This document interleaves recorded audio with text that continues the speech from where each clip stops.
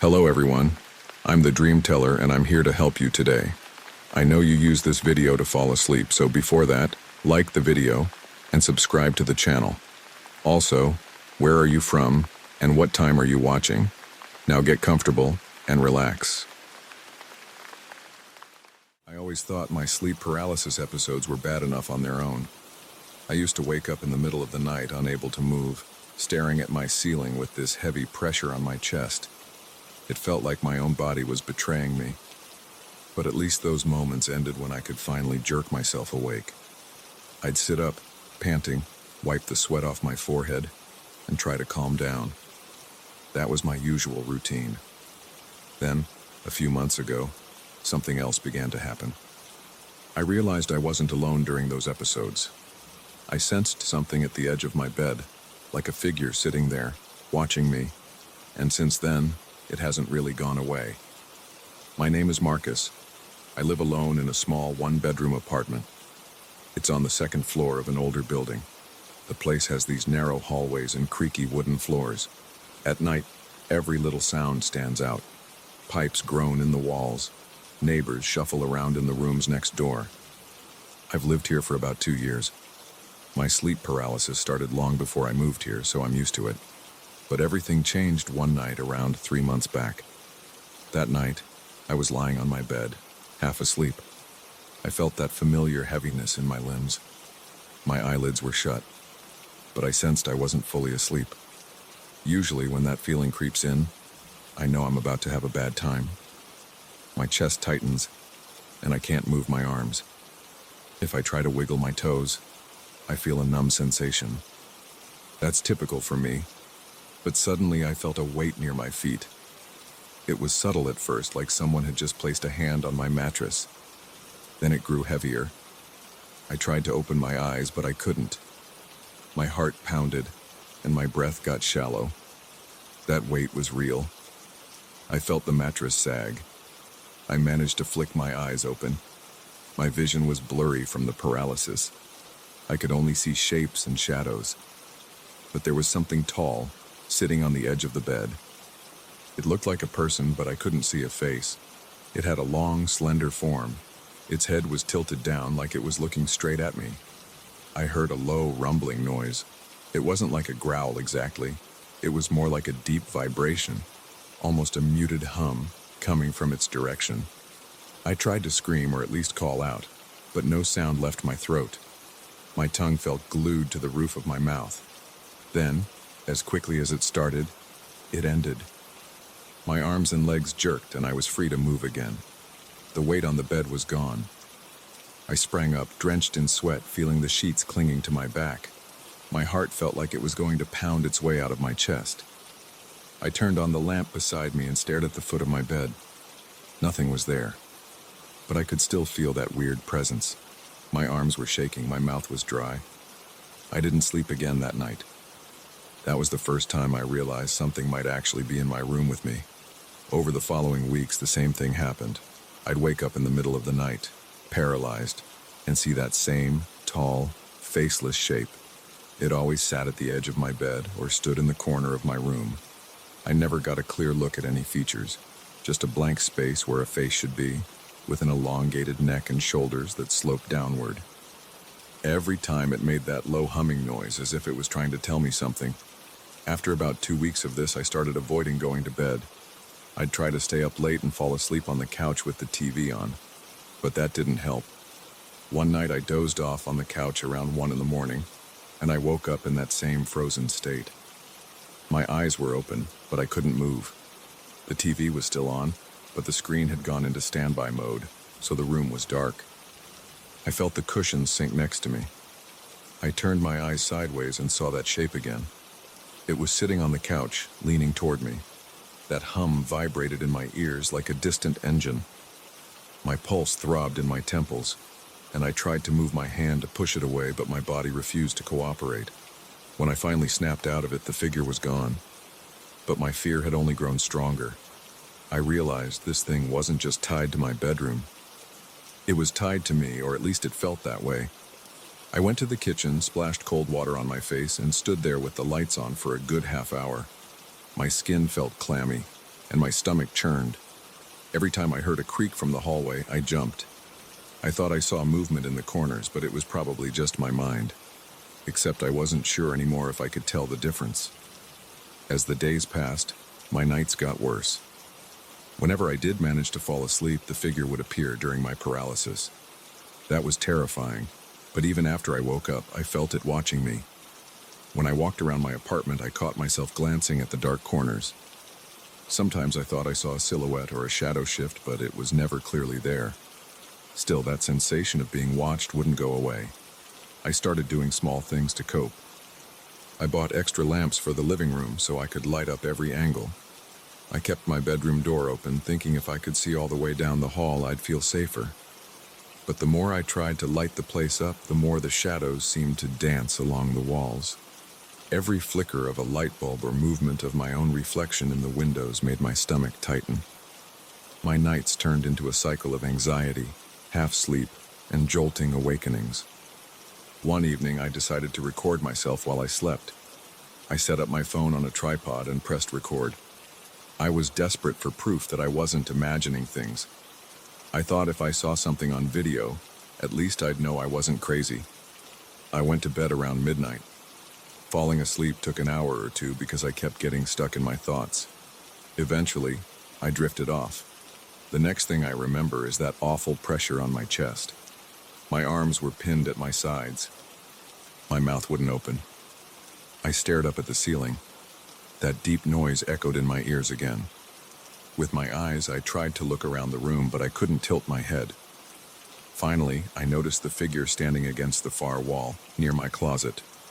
It was so tall that its head nearly touched the ceiling. That shapeless face stared in my direction.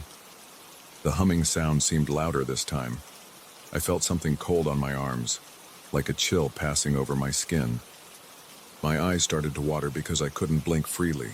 My heart hammered in my chest. I thought I was going to pass out. Then the figure took a step toward the bed. It leaned forward, and I felt its presence looming over me. My breath caught in my throat. I tried one last time to move my arms, but it was pointless. It stood there, hovering, until I finally snapped awake, able to move again. I sat up immediately, gasping for air. I grabbed my phone and checked the video. My hands shook, and I almost dropped it. As I watched the recording, I could see myself sleeping, twisting a bit, but not much else. The entire time, my body looked still, except for a few twitches. There was no tall figure in the frame. There was no weird shape near the closet. No sign of movement, no changes in the lighting. It was just me, in bed, apparently sleeping normally. My chest felt tight with disappointment and fear. I knew what I saw and felt, but the video showed nothing. I began to feel like I was losing my grip on reality. My boss at work started asking if I was okay, because I'd arrived with dark circles under my eyes, barely able to focus on simple tasks.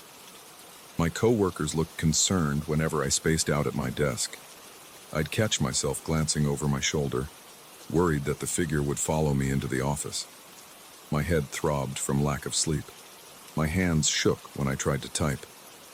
Even grabbing a cup of coffee made me edgy because I'd see my reflection in the coffee machine's shiny surface and half expect that faceless silhouette behind me. At home, I tried sleeping in different positions. I put more pillows under my head. I moved my bed closer to the door. Nothing worked. Every time I fell asleep, even for a quick nap, I'd sense that presence again. Sometimes it sat on my bed. Sometimes it hovered in the corner. Sometimes I heard it in the hallway before it showed itself. The sound was always that same low rumble, almost mechanical. A few times I thought I heard a faint rasp, like it was attempting to form words, but I couldn't make out anything clear. One night, I woke from a deep sleep without any paralysis. For a second, I was relieved I had a normal awakening, but I felt uneasy. My bedroom was dark, and the air felt thick. I reached for my bedside lamp, but before I turned it on, I noticed something shifting in the corner. I froze. My mind told me not to move, but my instincts told me to get the light on fast. My hand brushed the switch and the lamp came on. For a split second, I thought I saw a tall shape pressed against the wall, but then it vanished from my line of sight. My breath came in shallow gasps. I looked around, but the corner was empty.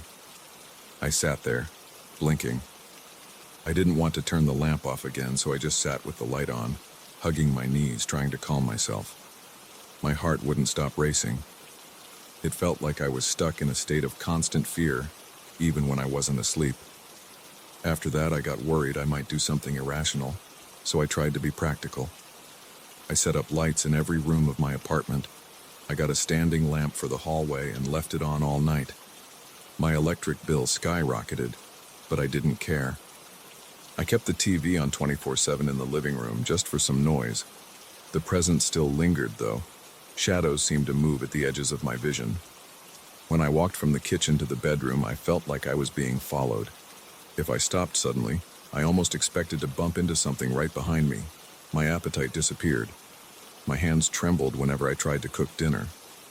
I usually ate canned food or something I could microwave because the thought of using the stove felt too stressful. I kept glancing around the kitchen, waiting for that low hum to echo through the room. A few times I thought I heard it through the vent above the stove. Then I realized it was just the refrigerator motor kicking in, or so I told myself. Things got so bad that I started sleeping with the TV on in my bedroom too. I moved a small set in there and let it run all night, thinking the noise would keep my mind from falling into that half-dream state where the figure appeared. It worked for a bit. I'd fall asleep, only to wake up 2 or 3 hours later, feeling that same old heaviness in my arms and legs. Sure enough, the shape would be there, standing by the door or at the foot of the bed. My eyes would tear up from the strain of trying to move. My jaw would ache from clenching. My body would jerk itself awake, and then I'd see the TV still on, the flickering images reflecting off my sweaty face. No matter what I tried, I couldn't escape that visitor. One afternoon, I sat in my living room with all the blinds closed, flipping channels. My head was pounding, and I had this dull ache behind my eyes. I was exhausted. It was around 3 in the afternoon, but I felt like I hadn't slept in days. I decided to close my eyes for just a moment. I leaned back against the couch cushions and let myself drift off. I hoped a daytime nap might be safer. I'm not sure how long I slept. The next thing I remember, I heard that low rumble. It felt closer than ever. I tried to open my eyes, but I realized I was stuck again. My heart pounded. My wrists twitched, but nothing happened. That hum got louder, and I felt something brush against my ankle. It was a slight pressure, like a cold hand touching my leg. I panicked.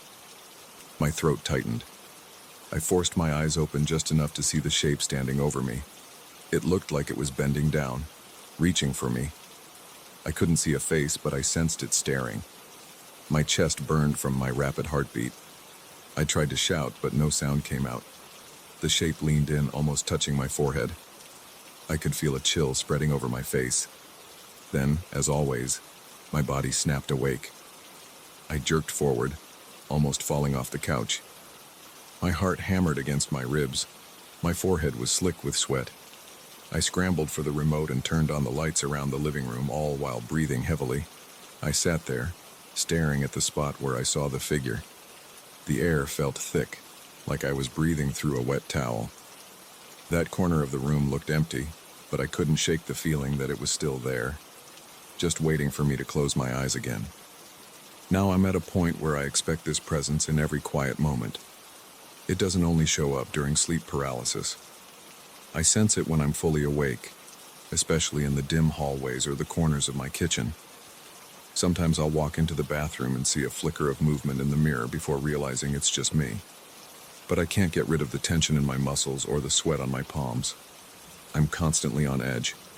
I haven't told many people about this. A friend of mine came over once and asked why I had so many lights on. I mumbled something about needing extra illumination because of the building's wiring problems. He shrugged and let it go. I didn't have the courage to explain. I know how it would sound. Telling someone I'm haunted by a faceless figure that shows up when I'm paralyzed and then lingers in the corners of my home sounds insane. But I know what I feel. I see it. I hear that low rumble. I feel the mattress sink under its weight. That's enough for me to take it seriously. Every night is a battle. I try to stay awake as long as possible, then I eventually pass out from exhaustion. I wake up in cold sweats, my pulse racing. Sometimes I find myself standing in the hallway, not remembering when I got out of bed. Other times I wake up with the TV blasting, lights on, every door open, feeling like I just escaped some chase in a dream. But the figure remains. It's always there, in the background, silent except for that deep vibration that haunts my half-sleep. When I open my eyes each morning, I check the corners of the room. I inspect the foot of the bed. I look around, hoping it's gone. But I can still sense it there, watching me. I live with this constant tension. Every muscle in my body feels tight. My shoulders ache from being so tense all the time. I jump at small noises. My ears ring with that low hum at the slightest trigger. I don't know what it wants or why it's here. I only know it refuses to leave me alone. That's my reality now. And I've stopped questioning whether it's real or not. It doesn't matter. It's real enough in my mind to terrify me, and I feel it in every shallow breath I take. This is my life at the moment. I wake, I see it, I sleep, I feel it, and I can't escape it. I've reached a point where I accept that this might be how things go for me from now on. I just live day to day, checking the corners, leaving the lights on and waiting for the next moment when my body locks up and that tall, faceless shape appears again. I wish I knew a way to stop it, but right now, I'm just trying to hold myself together. That's all I can do, and maybe that's all there is. Maybe.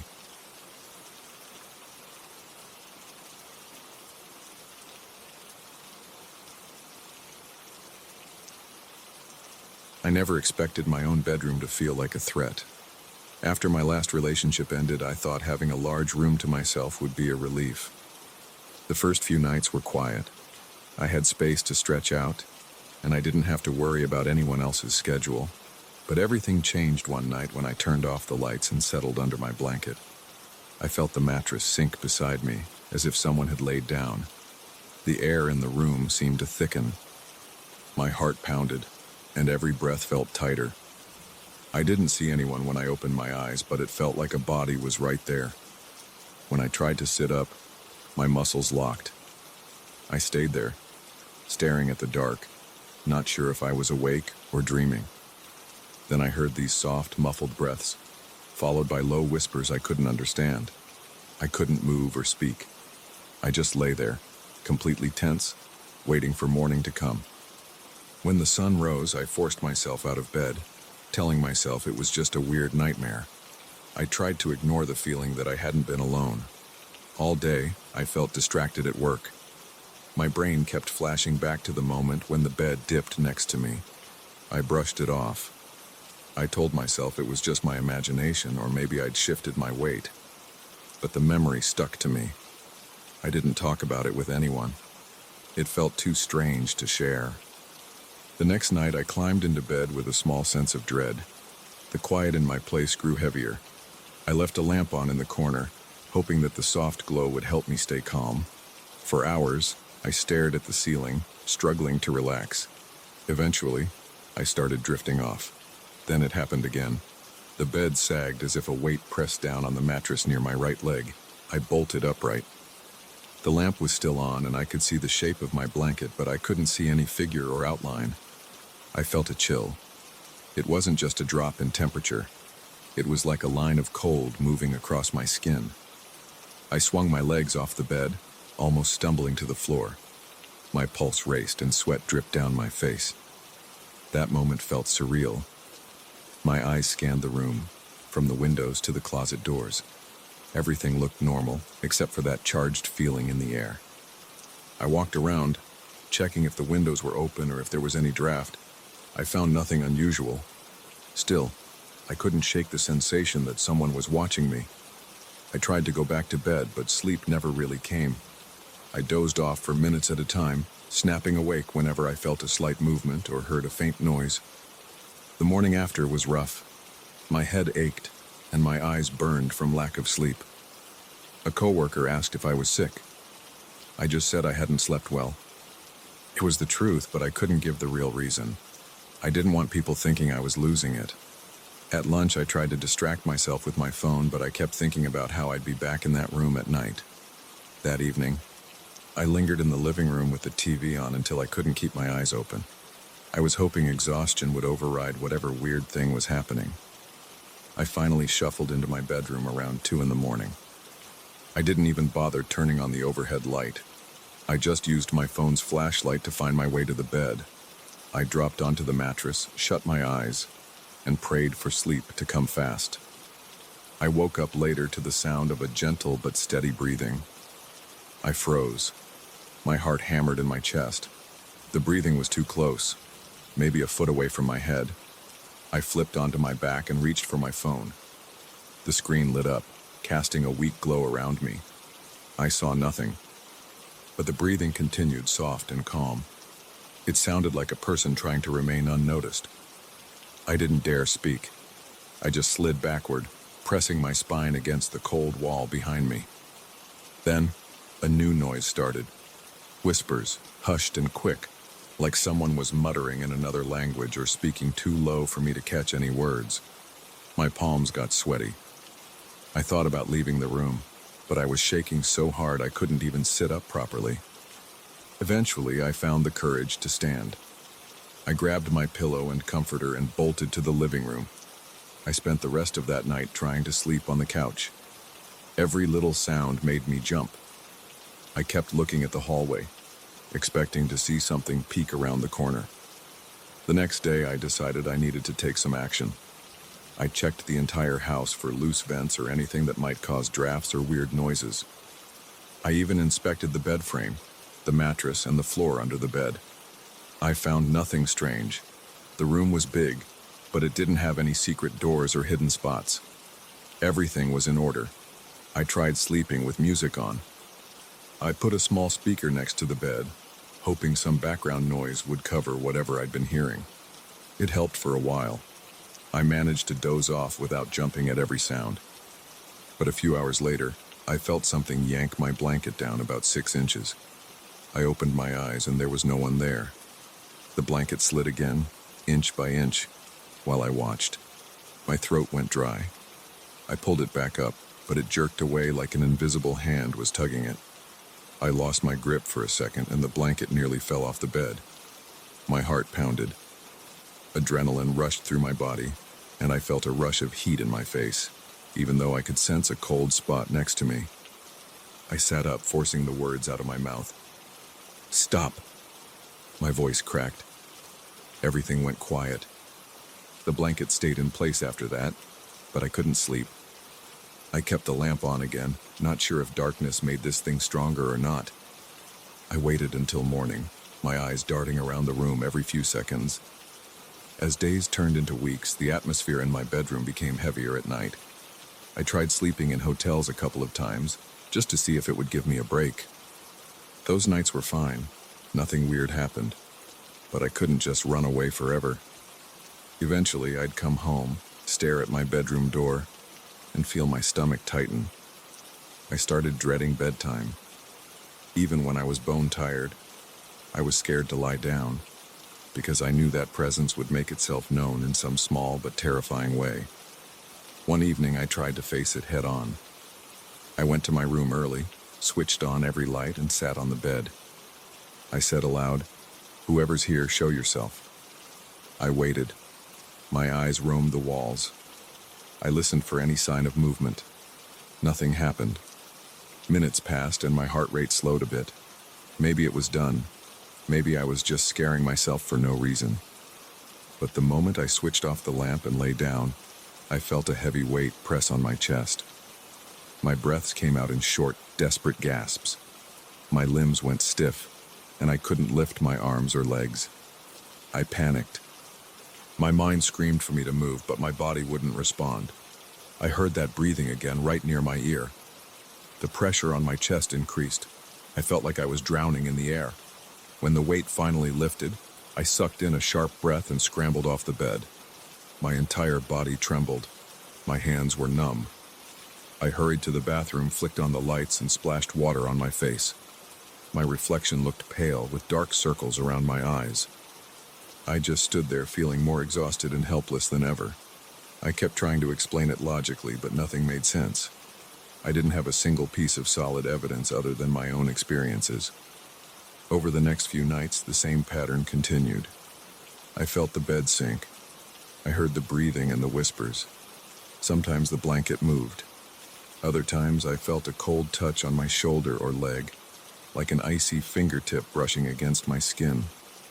Each time I reacted with a jolt, my heart racing. My nights became an endless cycle of tension. I started drinking strong coffee to keep myself awake as long as possible. But when I finally passed out from exhaustion, the presence found me again. I tried moving my bedroom furniture around, hoping a different layout would break the tension. It made no difference. I tried sleeping with a bright lamp, a flashlight, or the TV. No matter what I did, the feeling remained. I couldn't see anything, but I knew it was there. Sometimes I thought about telling a friend, but how would I explain it? I was afraid people would assume I was making it up or that I was mentally unstable. So I kept it to myself. I did everything I could to function normally during the day, but my nerves were shot. I became jumpy. Even at work, I felt on edge, looking over my shoulder like someone was behind me. My chest felt tight every time I entered my bedroom. I kept thinking I'd find some sign, footprints, a piece of fabric, something that proved it wasn't just in my head. But there was never anything to see, only those terrifying moments at night. As time went on, I developed a bizarre routine. I'd go to bed, and I'd lie there, wide awake, waiting. My eyes would dart around, scanning the darkness for movement. Sometimes I'd hear a low breath near my ear, and I'd jump. Sometimes I'd feel a gentle push against my back, as though someone was there lying right next to me. I'd freeze, hold my breath, and try to calm the pounding in my chest. The minutes dragged. My body stayed tense, braced for something worse. But it never fully attacked me. It never spoke any clear words. It just lingered, watching, touching, breathing. One night, I thought I heard the whisper form my name. It was so faint I couldn't be sure, but it sent a wave of terror through my body. I gripped the blanket so hard my knuckles ached. The cold spot on the mattress moved behind me, like it was shifting position. I sat up, turned on the lamp, and stared at the empty space where I'd felt that presence. It was like chasing shadows. I felt a shiver crawl up my spine. My throat was dry. My mouth tasted bitter, like fear had left a residue on my tongue. I stayed up the rest of the night, just waiting for dawn. At this point, I dread going to bed, but I also dread staying awake. Nothing I've done has kept it away for long. Sometimes, on really bad nights, I'll feel my muscles lock up so hard I can't even scream. My mind scrambles for a plan, but there's nothing concrete to fight. There's no one to chase out of my home. There's just this invisible occupant that refuses to leave me alone. People at work ask why I look so worn out. I lie, telling them I'm working on personal projects at night. Nobody suspects what's really going on. My ex and I aren't on speaking terms, so there's no one I can confide in about this. My life is a strange loop of normal days and horrifying nights. Now, every evening when I walk into my bedroom, I feel eyes on me. I can't see them, but it's like stepping into a trap. The tension grips my chest and my thoughts race. I imagine the mattress sinking again, or the blanket peeling away, or that cold, invisible hand touching my arm. I've tried sleeping in other parts of the house, but the presence still comes. On the couch, I've felt the cushion dip. In the guest room, I've heard that same breathing near my head. It's not confined to my bedroom anymore. It's with me whenever I try to sleep, no matter where I go in this house. Most nights I just lie awake, bracing myself for whatever happens. I don't see a shape, but I feel it. I feel that gaze on me, that cold patch near my body. It waits for me to drop my guard. The moment I start to relax, it reminds me that it's there with a tug on the blanket or a soft exhale against my ear. I'm at a point now where I count the hours until sunrise. Morning feels like the only time I can breathe normally. During the day, I can almost pretend everything's fine. But my nights are a cycle of fear, tension, and fatigue. Nothing I do pushes it away for good. I've stopped thinking it might be my imagination. I know this is real, at least in the sense that I experience it directly.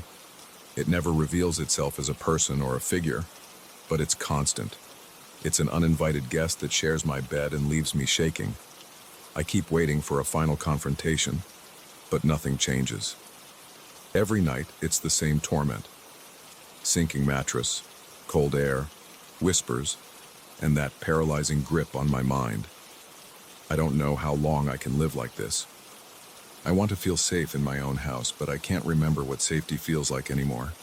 All I know is that when I lie down, I'm not alone. There's something there, watching me, breathing next to me, and holding me in place with fear. And every night, I wait for it to happen because I know it will. That's the worst part, the waiting. It's the tension that builds before the whispers start, before the bed shifts, and before the blanket moves. So, that's what my nights have become. I lie here in the dark and wait for that presence to make itself known again. I feel its weight next to me, hear its breath, and sense its cold touch. I don't know what it wants, and I don't know how to stop it. All I can do is endure it until morning comes and sets me free, at least for a few hours. Then it starts all over again. And that's my life now, trapped in my own bed, haunted by something I can't see but can't escape.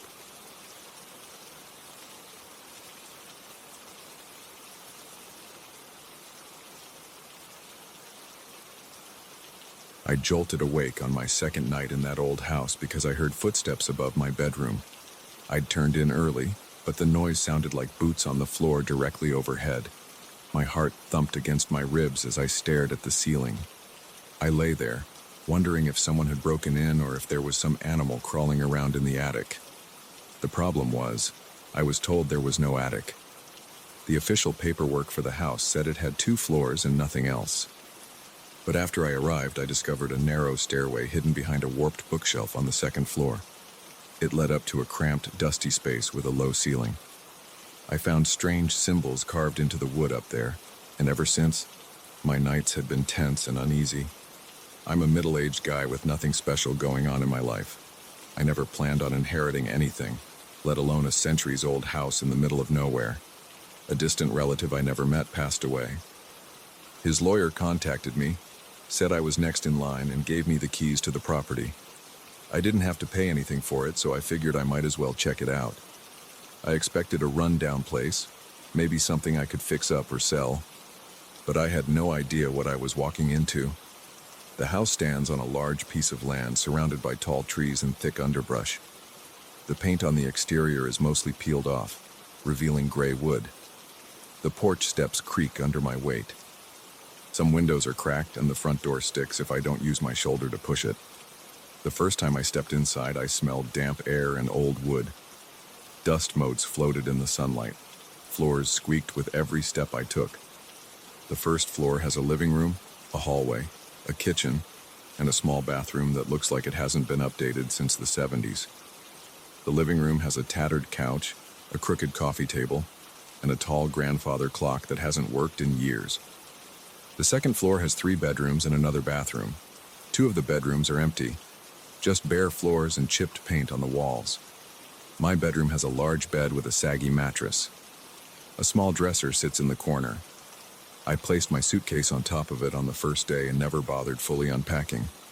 I discovered the hidden attic entrance on my 3rd day in the house.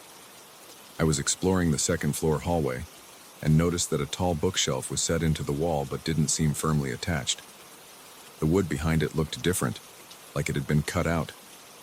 I pushed the bookshelf aside, and it slid away from a narrow door. The door stuck at first. I pulled hard. It popped open, revealing a steep stairway that led to a cramped space with slanted ceilings. The air was stale and thick with dust.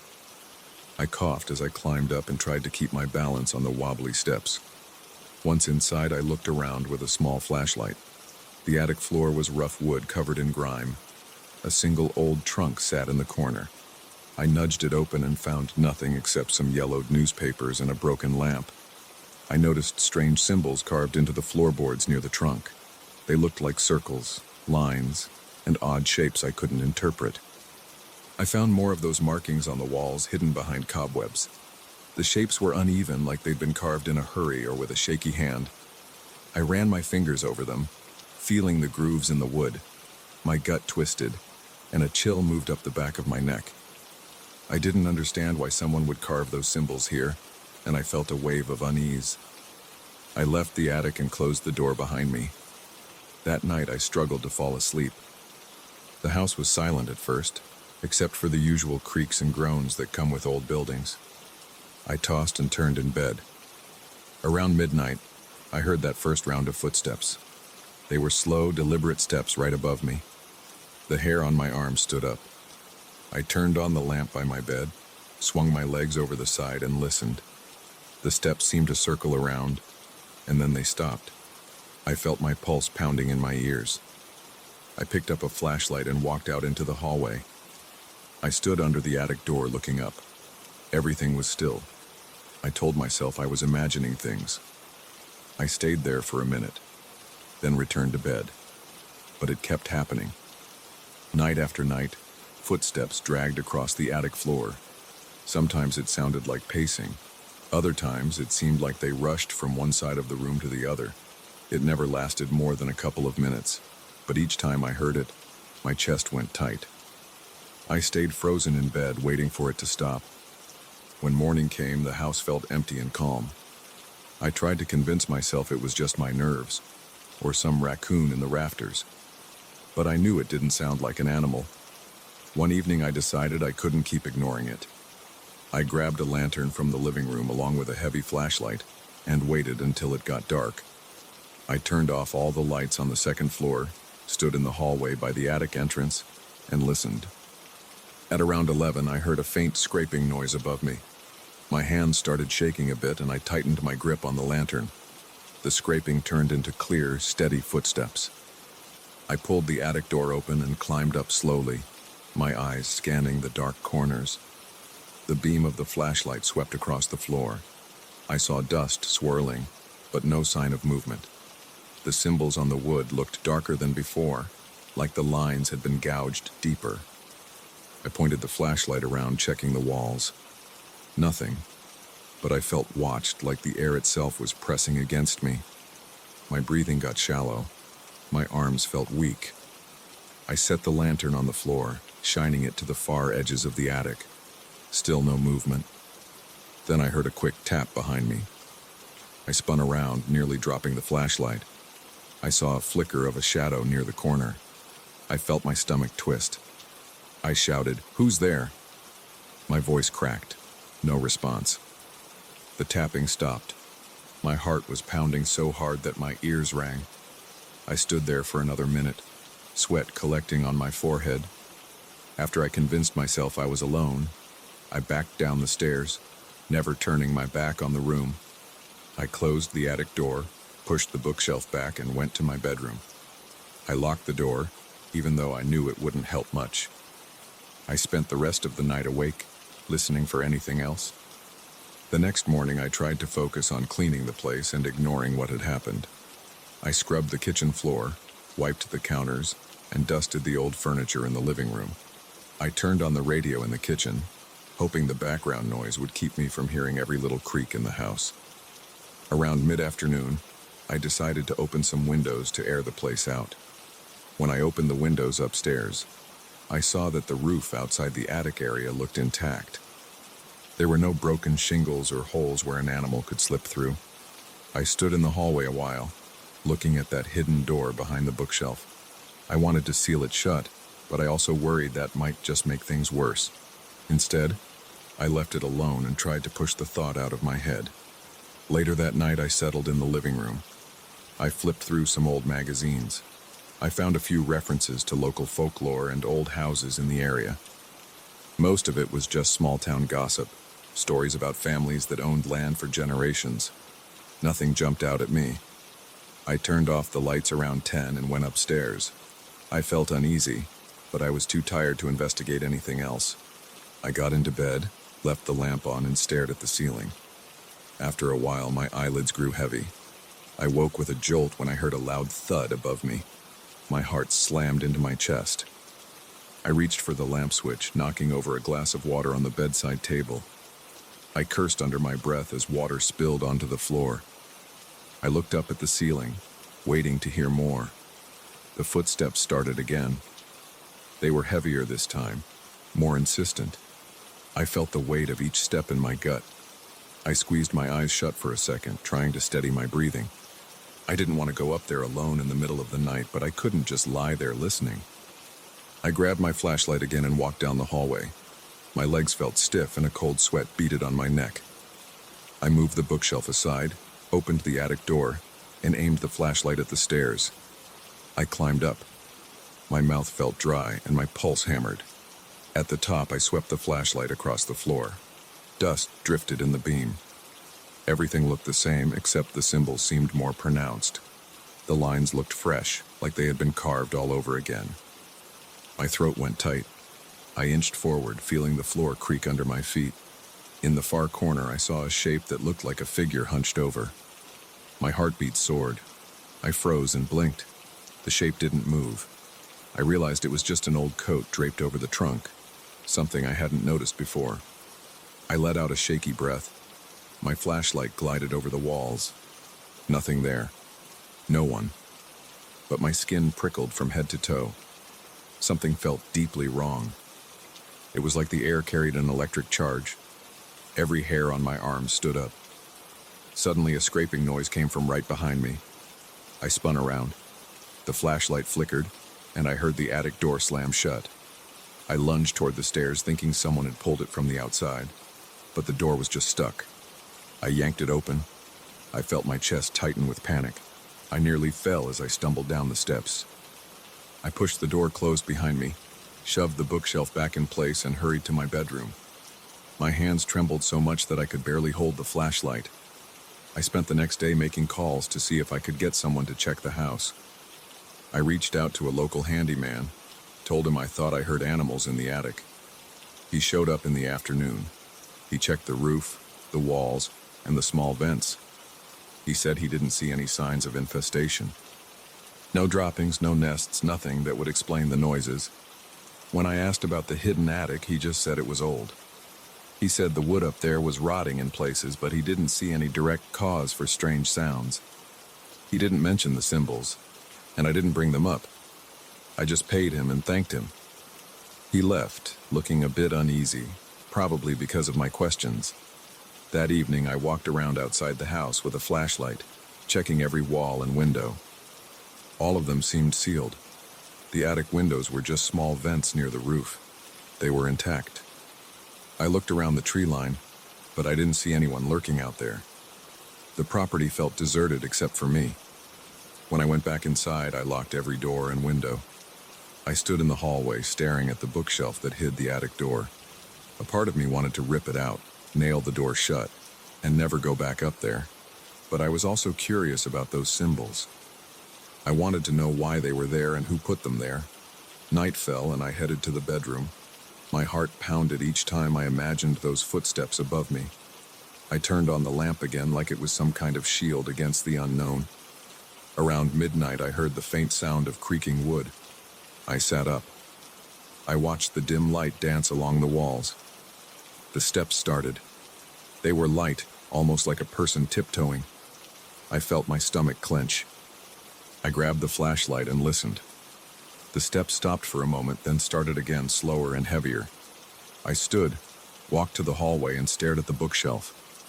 I could see a thin line of light around the edges of the hidden door. That was impossible because I hadn't turned on any light in the attic. Yet there it was, a faint glow. I swallowed hard. My palms were sweaty. I took one step forward, then paused. My gut told me to stay away. The glow vanished. The footsteps stopped. I heard something that sounded like quiet breathing from behind the door, but I might have imagined it. My entire body was tense. I took a shaky breath, retreated to my room, and shut the door. I leaned against it, pressing my forehead to the wood. I could hear my pulse thudding in my ears. I realized that whatever was in that attic didn't want me there. The thought made my scalp prickle. I decided I needed to leave the house for a while. In the morning, I threw some clothes into my suitcase, loaded my car, and drove into town. I found a small motel and booked a room. I spent the day pacing around, drinking coffee, and staring at the walls. I couldn't get the house out of my head. I tried watching TV to distract myself, but my mind kept drifting back to those footsteps and symbols. I felt drawn to the place, like I had to figure out what was going on. I tried calling an acquaintance who dabbled in historical research, but he didn't pick up. By nightfall, I was too restless to sit in the motel. My hands were shaking again, and I knew I wouldn't be able to sleep. Despite my fear, I decided to return to the house. When I arrived, the moonlight cast long shadows across the front porch. I stepped inside, clicked on my flashlight, and scanned the living room. Everything was still. I walked upstairs. The hallway smelled like dust and old wood, same as always. The bookshelf was in place, but I noticed the door behind it looked slightly ajar. My heart jumped. I had closed it. There was no question about that. I placed a hand on the bookshelf, then pulled it away. The door stood open an inch or two, like an invitation. I swallowed, feeling my throat go dry. I considered leaving right then, but I couldn't. I wanted answers. I opened the attic door fully and aimed my flashlight up the stairs. The beam trembled because my hand was shaking. I took each step slowly, feeling the wood bend under my weight. My pulse was rapid, and I breathed through my mouth so I wouldn't smell the stale air. At the top, I looked around. The attic was dark except for my flashlight beam. The symbols on the walls and floor seemed deeper now, cut roughly into the wood. I could see little bits of fresh splintered timber, like someone had carved them again recently. I felt a crushing weight in my chest. There was no one in sight, but it felt like someone stood right next to me, breathing down my neck. I heard a footstep behind me. I whipped around, shining the flashlight toward the stairs. Nothing. My breath came in short gasps. My nerves were raw. I kept the flashlight aimed ahead of me, but all I could see were more carvings on the floor. My hand brushed against the trunk and I jerked away. I could almost swear I saw the symbols flicker like they were catching the light, but I couldn't be sure. My head felt light. I forced myself to walk back toward the stairway, step by step, never turning my back on that space. When I reached the door, I slammed it behind me and pushed the bookshelf in front of it. My hands shook the entire time. I went to my room, grabbed my car keys and suitcase, and didn't even bother turning off the lights. I raced down the stairs and left the house, locking the door behind me. My heart hammered as I climbed into my car and started the engine. I kept expecting to see someone staring at me from an upstairs window, but I saw nothing except darkness. I'm still not sure what I experienced in that house. All I know is that something in that attic didn't want me there. Each night, those footsteps grew more menacing. The symbols changed, becoming more pronounced. I don't know if someone was messing with me or if there's something unexplainable in those walls. But I couldn't stay. And as I pulled away, I felt a pressure lift from my chest, like I had escaped something that wanted me gone. I never asked for that old place, and I'm not planning on going back. I have no desire to hear those footsteps ever again. If the house wants to keep its secrets, it can have them. I won't be the one to pry any further.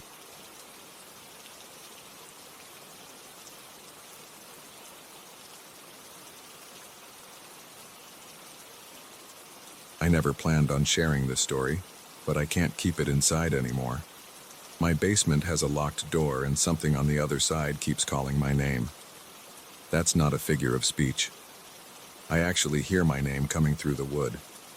It started one night and it hasn't stopped since. I need to lay it all out because I'm getting tired of feeling like I'm losing my mind in my own house. I moved here 6 months ago. It's a small 2-story place with a creaky front porch, an outdated kitchen, and a damp basement. The property felt quiet when I first arrived. I noticed the old door in the basement right away, but I didn't think much of it. The door has a heavy, rusty padlock. The hinges look strong. The wood is thick. I remember giving it a little tug when I was first exploring down there. It didn't budge.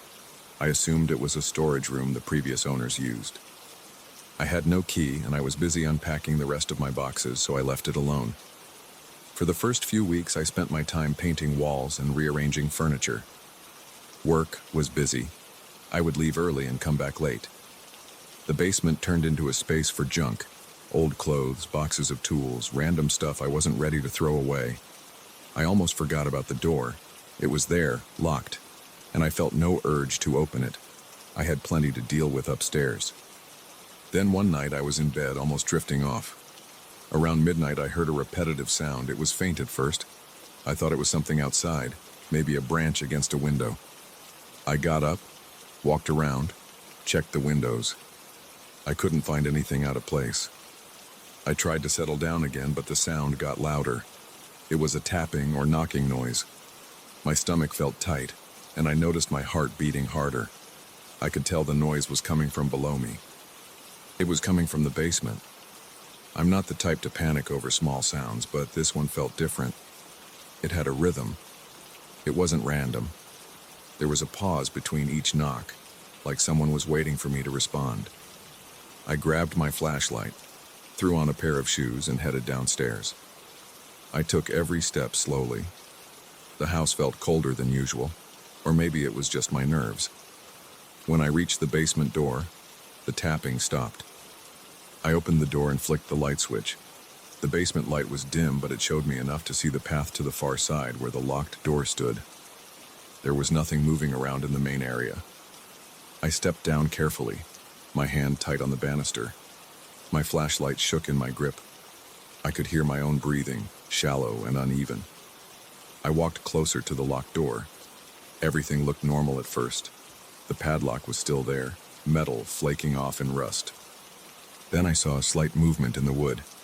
It looked like the surface pulsed outward for a split second. I froze. My legs felt weak, and I felt a flash of heat pass through my chest. I aimed the flashlight directly at the door. The surface moved again, like something pressed against it from the other side. Then I heard my name. It wasn't loud, but it was clear. It had the exact tone someone would use if they were standing 5 feet away, whispering at me through the wood. I backed away. My instincts told me to run upstairs and call someone, but who would I call at that hour with a story like that? I didn't hear any more knocking, but my name echoed in my head. I looked around, searching for any logical explanation. Maybe a draft. Maybe some strange echo from the pipes. But it didn't sound like pipes. It sounded like a voice. I took one more look at the door, stepped backward until I reached the stairs, then went up without looking behind me again. I locked the basement door from the inside of the house, then went back to bed. I didn't sleep well. The next day, I tried to ignore what happened. I had a pile of emails to answer. I had errands to run. I convinced myself it might have been my imagination, maybe a dream. But as soon as night came, I felt uneasy. The house was quiet again. I tried to distract myself with TV, but my mind kept drifting to the locked door. My curiosity was out of control. I wanted to test it. I wanted to go down there and listen, but I also felt this heavy knot in my stomach. I couldn't shake the memory of that voice. It felt too real. Around 11, I finally mustered the courage. I told myself that if I heard anything again, I would investigate. Sure enough, right around midnight, the tapping started. It had the same slow, methodical pattern as before. It was spaced out, like someone was knocking in short bursts. I got off the couch, took my flashlight again, and forced myself down the basement stairs. The second my feet touched the concrete floor, the knocking changed. It became faster, almost urgent, like it could sense I was there. I stood about 10 feet away from the locked door. I shined my flashlight on it and saw the wood quiver at each knock. I smelled this stale, musty odor, and it felt like it was coming from under the door. My mouth went dry, and my hands felt clammy. The knock stopped. Then I heard the voice. This time it said my name twice, spaced apart by a couple of seconds. My spine tingled. I could feel my pulse in my neck. My heart felt like it was going to leap out of my chest. I forced myself to speak. My voice shook. I asked who was there. No answer. I asked again. No answer. I placed my palm on the door for a moment. The wood was cold and slightly damp. Then I felt a light pressure from the other side, like a palm pressed back at me. My mind went blank. I jerked my hand away, stumbled back, and turned for the stairs. I raced up, slammed the door shut behind me, and locked it again. That night, I couldn't sleep. My body kept trembling. I felt nauseated, but I wasn't sick. I was just tense, like I had adrenaline coursing through me and no way to calm down. Over the next few days, I tried to come up with a plan. I knew I had to either open that door or find a way to remove it, but I was terrified of what might happen if I did. The voice didn't sound aggressive, but the situation felt wrong. I tried calling a locksmith, but I didn't have a normal lock. It was this old padlock that seemed stuck. I considered breaking it off with a bolt cutter, but I kept hesitating. Every time I thought about it, my hands would start to sweat and my throat would tighten. I started hearing knocking even during the day. It wasn't as loud as at night, but it was there. I'd be in the kitchen making coffee and I'd catch a faint knock or two. Or I'd be watching TV and I'd hear a short tap. It always came from the basement. It made it impossible to relax. My nerves were shot. I'd jump at normal house creaks and the sound of the fridge kicking on. I felt like the house had turned against me. One afternoon, I went down there with a hammer. I thought maybe I could pry off the hinges, or at least see if the wood around them was weak. When I got close, I felt the door shift again. It was a subtle movement, like someone breathing on the other side. My legs felt shaky and I backed up a few steps. I stood still, trying to gather my courage. I tried to calm myself by taking slow breaths, but my heart kept pounding. I told myself to just do it. I walked forward, brought the hammer to the hinge, and tested it. The nails were rusted in place. It didn't budge. The door let out a groan, and I heard a soft voice that sounded like it said, "Stop." It was barely audible, but it felt directed at me. I froze. Then I scrambled up the stairs again, nearly tripping. That was the moment I decided to leave it locked for good. Days passed, and the presence behind the door became more obvious. I'd hear it shift around at random times. I'd hear low whispers that almost sounded like breathing. My nerves were in a constant state of alert. I avoided the basement as much as possible, only going down to do laundry or grab a tool when absolutely necessary. Every trip down there felt like entering enemy territory. At night, the knocking got worse. It sometimes lasted an hour with small breaks in between. I heard my name repeated several times, always in that same neutral tone. It didn't sound angry or pleading. It sounded factual, like someone was testing the name over and over, making sure I heard it. Sometimes I felt a light vibration coming through the floor when I stood upstairs. It made me feel sick, like I could sense the air shifting below me. I tried sleeping with headphones on, but I could still feel the knocks in my bones. My nights became restless. I'd jolt awake at small sounds, half convinced the door was open and something was walking around. I installed a better lock at the top of the basement steps just to feel safer. I tested it several times, making sure it was secure. After that, I slept a little bit better, but the nightmares kept coming. In these dreams, I'd be standing in front of the locked door, and it would explode inward, revealing an empty room. But I'd still hear the voice calling my name, echoing in the darkness. One evening, I tried to distract myself by inviting a friend over. I didn't tell him about the basement. We hung out in the living room, had a couple of beers, watched a game. Everything was fine until I heard a faint knock from below. He looked at me, confused. I shrugged, pretending it was the pipes, but I could feel the blood draining from my face. He didn't ask again, and I didn't offer any explanation. He left a few hours later, and I was back to being alone in the house. It got to the point where I almost couldn't function. I'd hesitate every time I took a step near the basement door. My hands trembled when I heard a knock.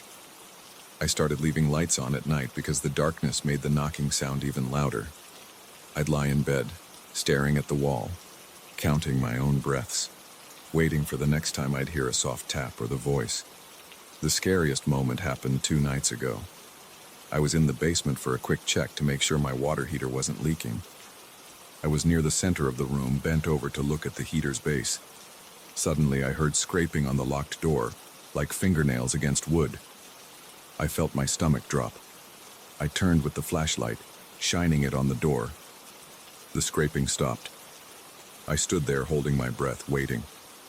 Then came a single knock, heavier than usual. My eyes locked onto the wood. I saw it push outward again, but this time it came out an inch or two.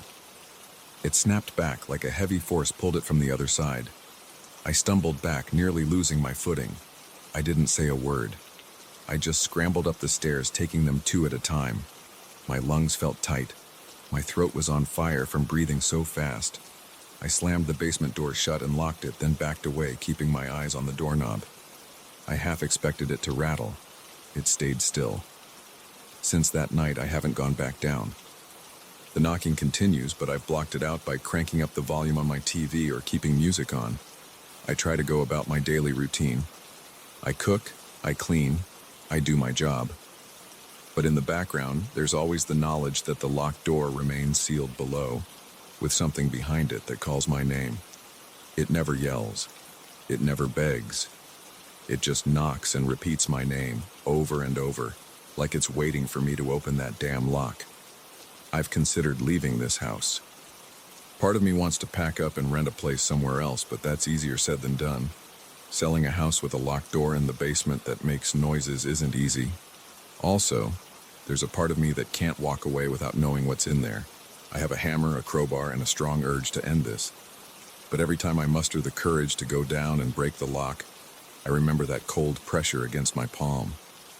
I remember the sound of my name in a quiet basement. I remember that final scrape on the wood, and it stops me in my tracks. My legs feel like lead. My hands shake, and I retreat upstairs again. So now, I'm stuck in this cycle. I live here. I hear the knocking. I pretend it's not there. Sometimes I jump at shadows. Sometimes I get close to the basement door just to test my nerves. The presence behind the locked door never gives up. The knocks don't get weaker. The voice doesn't get quieter. If anything, it's more persistent. But it hasn't broken down the door or forced its way out. Maybe it can't. Maybe it's just waiting for me to open up. I have no idea. It's been 2 days since I last went downstairs. Tonight, I heard 3 loud knocks around 11. I felt the vibrations in my feet. I decided to write this down. I'm not trying to pass it off as a horror story or a joke. This is my life right now. I can hear the tapping as I type. My name is being whispered in that low tone again, muffled but steady. I don't know how much longer I can ignore it. My nerves are a mess, my head hurts, my fingers won't stop shaking. I'm sitting in the living room, every light turned on. I'm taking quick, shallow breaths. I wish I had a solution, but I don't. I only know that the presence won't leave. The door stays locked. And I'm here, in my own house. Trapped in this standoff with something on the other side of a door I was never supposed to open.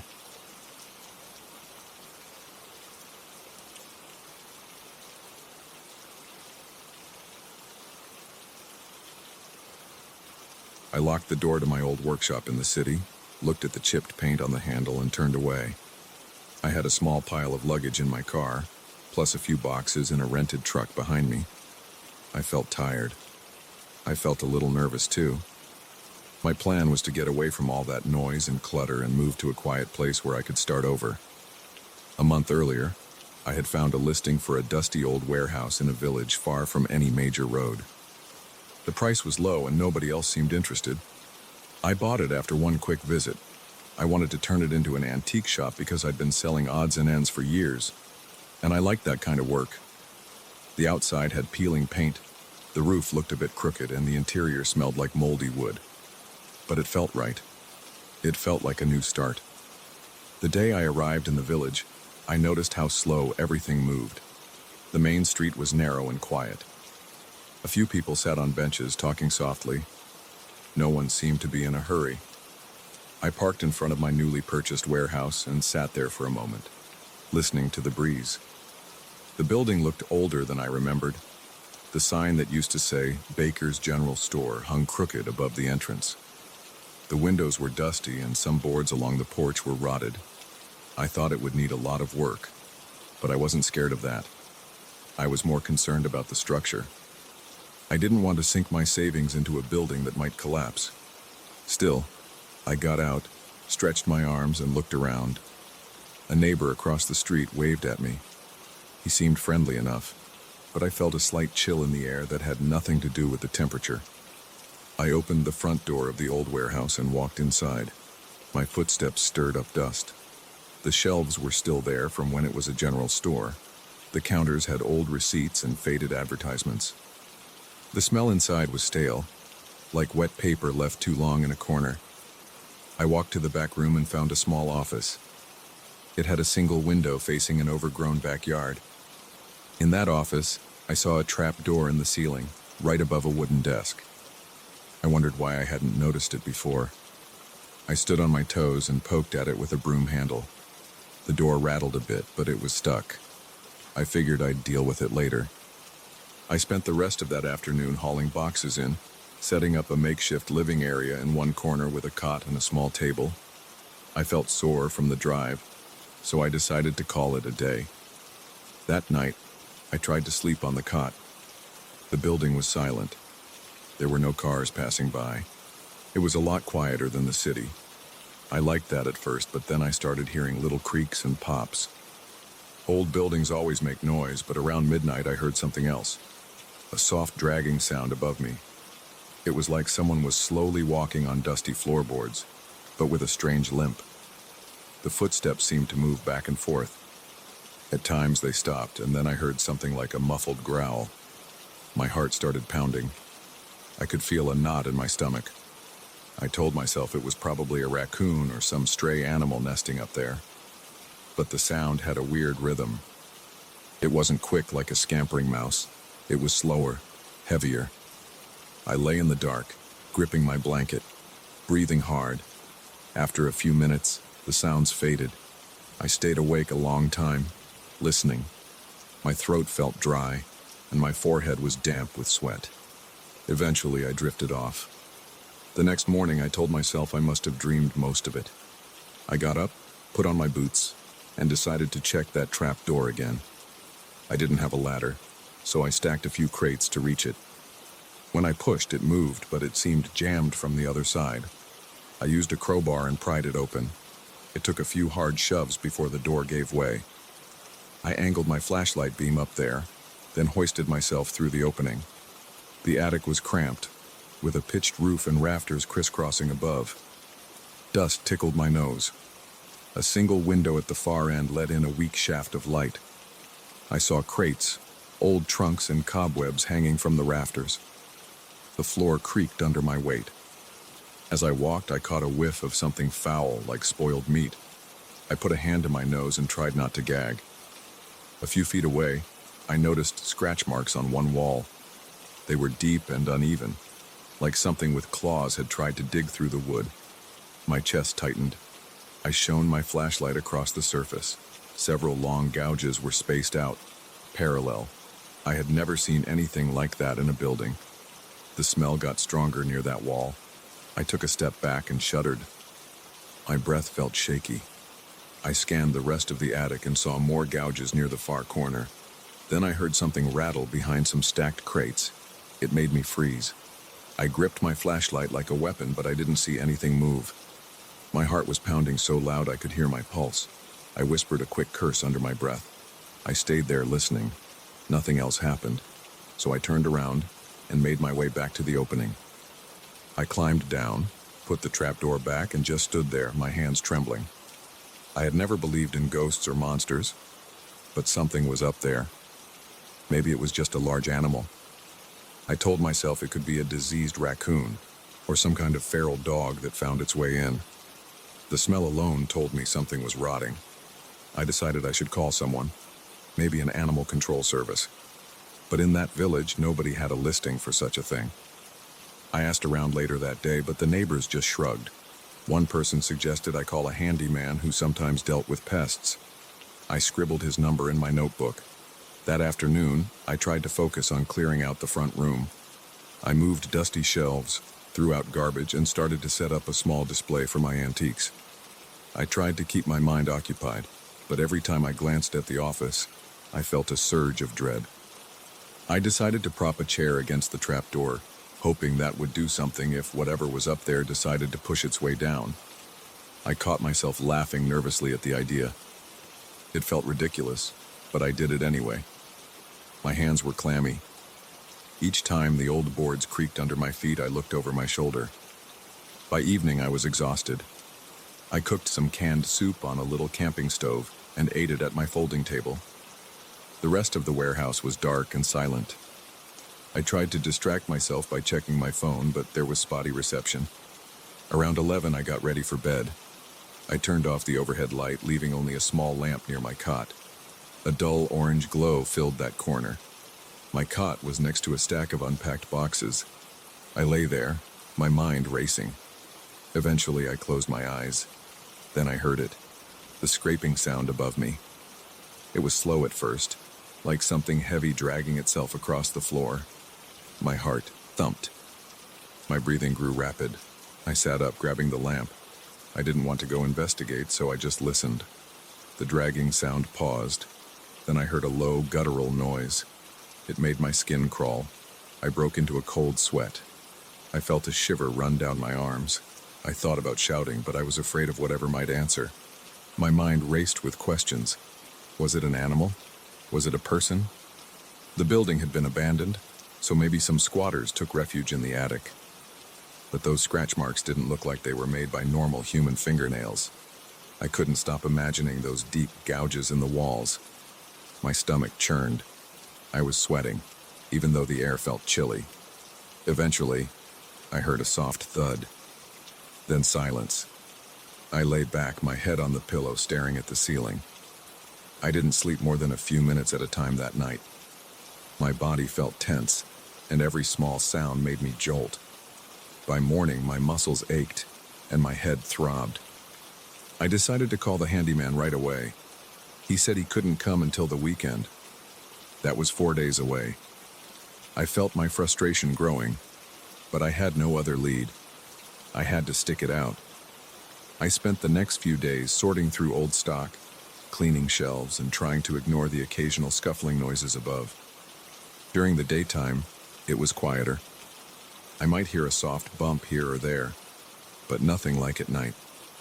I talked to a couple of locals about the building's history. One older man said it used to be a general store run by a strange family. He didn't say they were violent or anything, just odd. They kept odd hours and closed the store at random times. The man shrugged and said he never saw them much.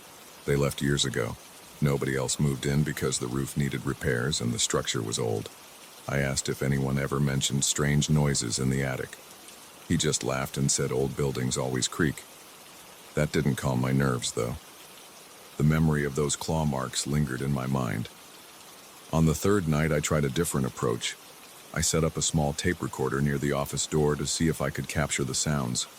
I also placed a flashlight on the table, ready to grab if I needed it. Around midnight, I heard the dragging again. My chest tightened. My breathing quickened.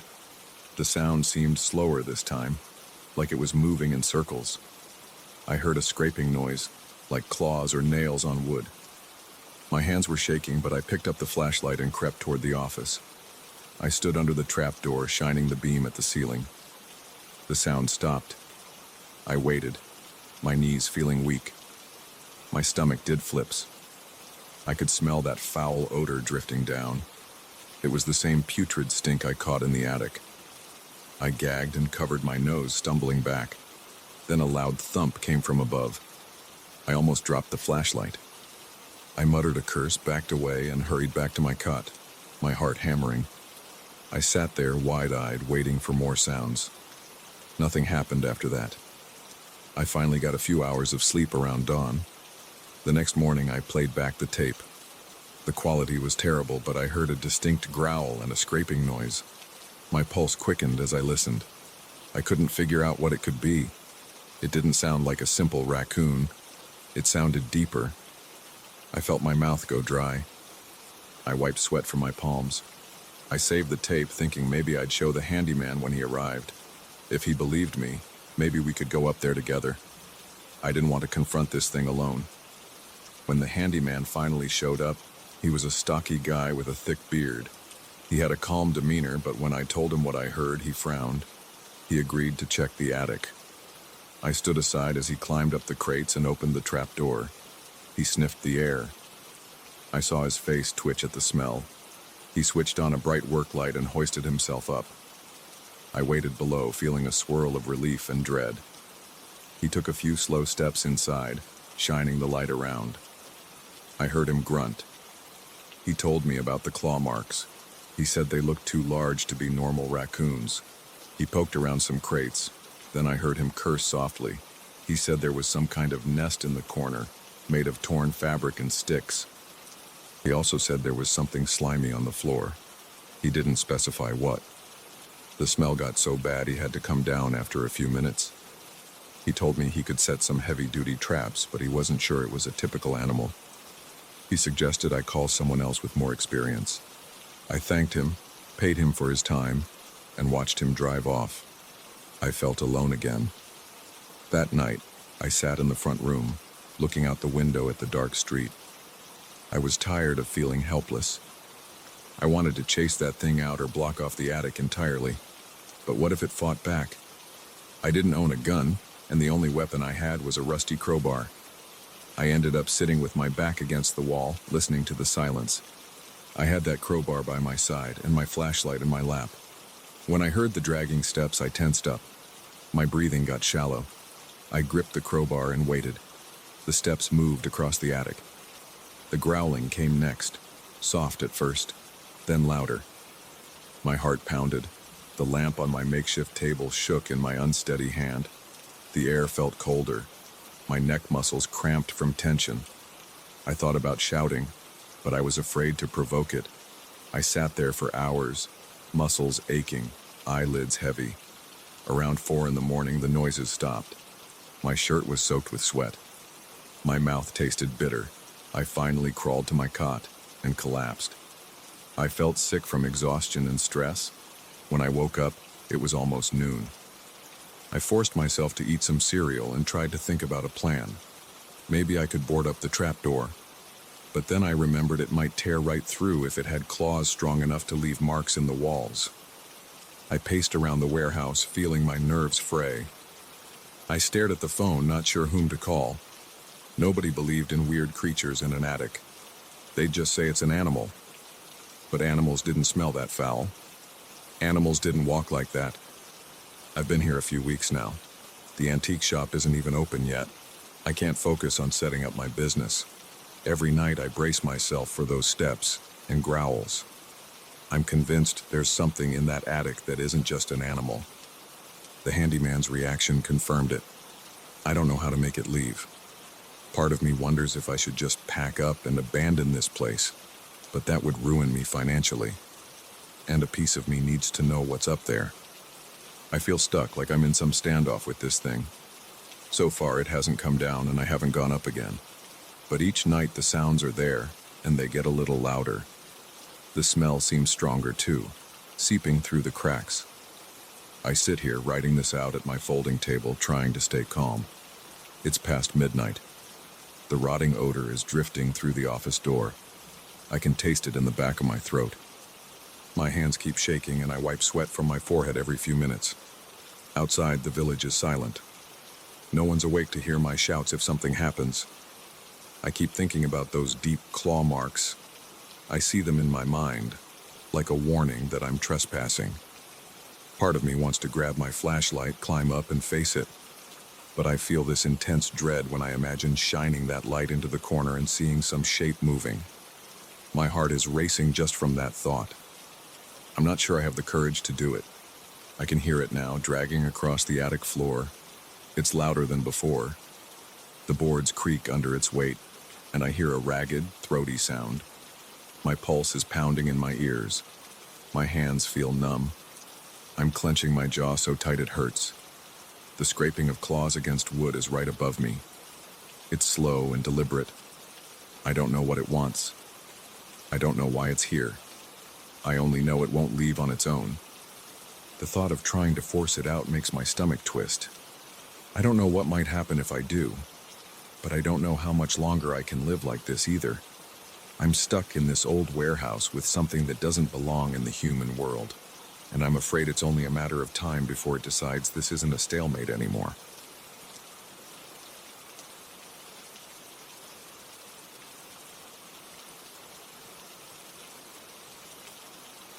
I've collected old electronics for years, but I never expected a single radio to turn my nights into something I can't handle. I found this vintage war-era radio at a neighborhood estate sale. I didn't think much of it at first.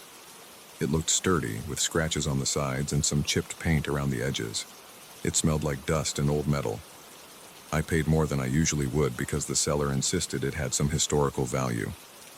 He said soldiers once used it to transmit coded messages during an unnamed conflict. That sounded dramatic, but I was curious. I took it home and placed it on a shelf in my living room, between my old projector and a dated reel-to-reel tape player. For the first few days, it just sat there. I tested it once by plugging it in, twisting the dial, and playing with the volume knob. I heard static. The speaker crackled in that familiar way old radios do. I turned it off and forgot about it. Then about a week later, I woke up at 3 in the morning to a faint buzzing noise. I walked out of my bedroom to see the radio glowing. It was on. The dial lights were shining a dim yellow. I approached it, feeling my heart pound because I was sure I had switched it off before going to bed. As I got closer, I heard whispers. It was more than one voice, blending into each other. They were fast, almost frantic. I tried to make out the words, but I couldn't catch more than random noises. I stared at the power switch. It was still in the off position. That freaked me out. I unplugged the radio. The whispering stopped. I stood there, sweating a little even though the room was cool. I took a deep breath. My hands shook and I felt that prickling heat under my skin that comes when something weird happens. I left the radio unplugged, went back to bed and tried to forget it. The next day, I told myself I had probably left it half-plugged or maybe the switch was jammed. I forced myself to believe it was just an old machine acting up. But it happened again the next night. 3 in the morning I woke up. My alarm clock read 3:07 a.m. I heard whispers. This time they sounded louder. My bedroom door was closed, but I knew the source was the living room. I walked out. The radio was on, the dial glowed, and the speaker pushed out overlapping voices. They were not just random noises now. I could almost make out something. It reminded me of a crowd of people speaking at once. My heart pounded harder. My neck felt tense. I went straight for the power cord. It was unplugged already. Yet the radio was on, pumping out these weird overlapping voices. I grabbed the radio, shook it once, and it kept going. The static got louder. I felt my stomach twist. The hair on my arms stood up. The voices rose in volume like a whole group shouting. Then, after about 10 seconds, they dropped to a whisper again. I heard my name, my first name, mixed in with the static. It was like someone in that cluster of voices said it, then everything stopped. The radio light blinked once and went out. I stood there for a minute, my heart thumping in my chest. My breathing felt shallow. My throat felt dry. I picked up the radio, ran to the kitchen, and sat it on the table. I stared at it. Half expecting it to come back to life in my hands, it stayed off. I started losing sleep after that. I kept thinking about what I heard. I thought maybe I was dreaming, or I was half asleep and imagining things. I considered calling an electrician to check my wiring, but that didn't make sense. The radio was unplugged. There shouldn't have been any power. I also thought about telling a friend, but I didn't want to sound crazy. I tried to ignore it and focus on work. During the day, it didn't bother me. The radio just sat on the table, looking harmless. Then, on the 5th night, it happened again. 3 in the morning, I heard the same frantic whispers. I forced myself to get up, even though I felt dread creeping up my spine. I walked into the kitchen, turned on the light, and saw the radio glowing. The dial displayed some strange frequency I'd never seen before, like it was stuck between stations. The voices were so intense, like a bunch of people screaming and whispering at the same time. I moved my hand toward the knob. My fingers tingled with nerves. Right when I touched it, the volume dropped. I heard my best friend's name. Then I heard my boss's name. Then I heard my own name again. I froze. I felt my pulse pounding in my temples. It was like my body wanted to run, but I forced myself to stay. I said, "Hello?" My voice sounded shaky. The radio static hissed for a moment, then I heard a single voice break through. It was a male voice, scratchy and urgent. It said, "Go to the old warehouse on Maple Street." Then everything went silent. The radio light faded out again. I turned the dial. Nothing. Dead. No hum. No static. I spent the rest of that night sitting on the couch, my mind racing. The old warehouse on Maple Street was a place people mentioned sometimes. It's in a rundown part of town. I've driven past it a few times. It's mostly abandoned. I started sweating again. My heart wouldn't slow down. I felt like I needed to do something, but I didn't know what. Why would I go there? It made no sense. I didn't want to risk my safety by following some weird radio transmission. But the fact that it specifically used my name and then my friend's name made me feel like there was something personal going on. For a couple of days, nothing happened. I left the radio in the kitchen untouched. I avoided looking at it. I kept the volume knob at 0 even though it didn't matter, because the thing seemed to have its own power source. Each night, I stayed up late, expecting the same occurrence. But the radio stayed quiet. I considered taking it outside and throwing it in the trash, but every time I thought about it, I got that twisting feeling in my gut. It was like a wave of nausea. My head would start to ache, and I'd recall the sound of those voices. I tried to distract myself with TV, phone calls, anything, but it was always in the back of my mind. Maybe I was scared of what would happen if I tried to destroy it. Maybe I was curious. I'm not sure. On the 8th night, around 3 in the morning, the radio turned on again. I jumped up from bed when I heard the static. I felt like I was in a nightmare. When I got to the kitchen, the radio was already in the middle of its insane whispering. I could almost see the speaker membrane vibrating with the multiple voices. My head hurt. The low hum was so strong that my teeth buzzed. I clenched my jaw, trying not to panic. Then the voices quieted. One voice, deep and slow, said, "Go there. Don't wait." That's all. It was enough to shake me up. I stood there for a long time, staring at the radio like it was some animal about to attack me. Eventually, I left the kitchen and tried to sleep on the couch. I couldn't close my eyes without hearing that deep voice echo in my head. The next morning, I woke up feeling like I hadn't slept at all. My arms felt weak. My eyes burned.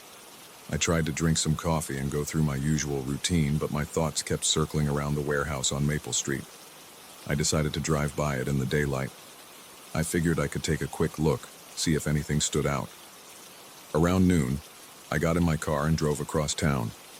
My palms were sweaty on the steering wheel. When I reached Maple Street, I saw the old warehouse behind a chain-link fence. The place looked deserted. There was graffiti on the walls, broken windows, and a few dumpsters that looked like they hadn't been emptied in years. I didn't see any cars or signs of life. The gate was locked with a rusty chain. I parked across the street for a few minutes, just watching. Nothing happened. I drove home, my mind swirling with possibilities. What was I expecting? Maybe I thought I'd see someone standing at the gate with a sign telling me to come in. Or maybe I'd see a notice about the building being condemned. I didn't see anything. I got home, made a sandwich, and tried to relax. I wanted to forget it, but it kept nagging at me. That night I sat in my living room, staring at the radio from a distance. I kept it unplugged. I turned off most of the lights in the apartment, wanting to see if the radio would glow. For hours it stayed dark. Right as I was about to go to bed, I heard that faint crackle. My body tensed up. My heart started racing again. The radio's dial glowed faintly. I felt my palms sweat. I walked over and the voices blasted through, louder than before. They said names I recognized. Friends, co-workers, people I only speak to occasionally. I felt a surge of nausea in my stomach. The voices were frantic, like they were telling secrets too fast for me to understand. I knelt down, put my ear close. They kept repeating, "Come. Now." Then there was a burst of static, and the radio went silent again. I didn't sleep that night. I paced around my living room, checking the windows, making sure the doors were locked. My body felt tense, like I was expecting a stranger to appear. Around 4 in the morning, I dozed off on the couch. When I woke up, sunlight was coming in through the blinds. My neck felt stiff. My back hurt. I checked the radio. It was still off. I got up, showered, ate breakfast, and decided I couldn't keep living like this. I had to decide whether to destroy the radio or to follow its instructions, but every time I considered trashing it or smashing it with a hammer, I felt that wave of dread. It was almost physical, like a punch in the gut. My temples would start throbbing. My chest felt tight. I called my friend Mike. He knows a bit about electronics. I asked if he wanted an old war-era radio. He laughed and asked if it still worked. I said yes, sort of. I told him it was giving me trouble and that I just wanted it gone. He offered to come by and check it out. I agreed. Maybe if someone else took it, I could move on. Mike showed up that evening. I handed him the radio, but as soon as he held it, the volume knob turned on its own. We both heard a brief whisper. He dropped it on the table and stepped back. He asked what that was, his face looking confused. I told him everything, even though I felt like I was rambling. He looked uneasy. He said maybe we should open it up, see if there's some hidden device inside. So we took a screwdriver and tried to remove the back panel. The screws were stuck. One of them was so rusted that the threads came off when we tried to turn it. Mike shrugged and said he needed to bring some better tools next time. I felt disappointed, but also a bit relieved. Part of me worried about what we'd find inside. He left the radio there, saying he had to get home for dinner. He promised to come back with more tools another day. That night, the radio turned on again at 3 a.m. I heard my name. I heard the names of people I knew. And then a new voice said, "You have to come." It kept repeating that. The voices got louder, until I could almost feel the vibrations on my skin. My ears rang. I covered them with my hands, but I could still hear the noise. Then suddenly it stopped. The radio clicked off. That was it. At this point, I was exhausted. My head throbbed all the time. My eyes had circles under them. I wanted to smash the radio with a hammer, but I felt certain that wouldn't help. I believed that if I tried, the voices would punish me somehow. I know how that sounds, but that's how it felt. My gut was twisted up in knots. I decided I needed to see what would happen if I followed the instructions.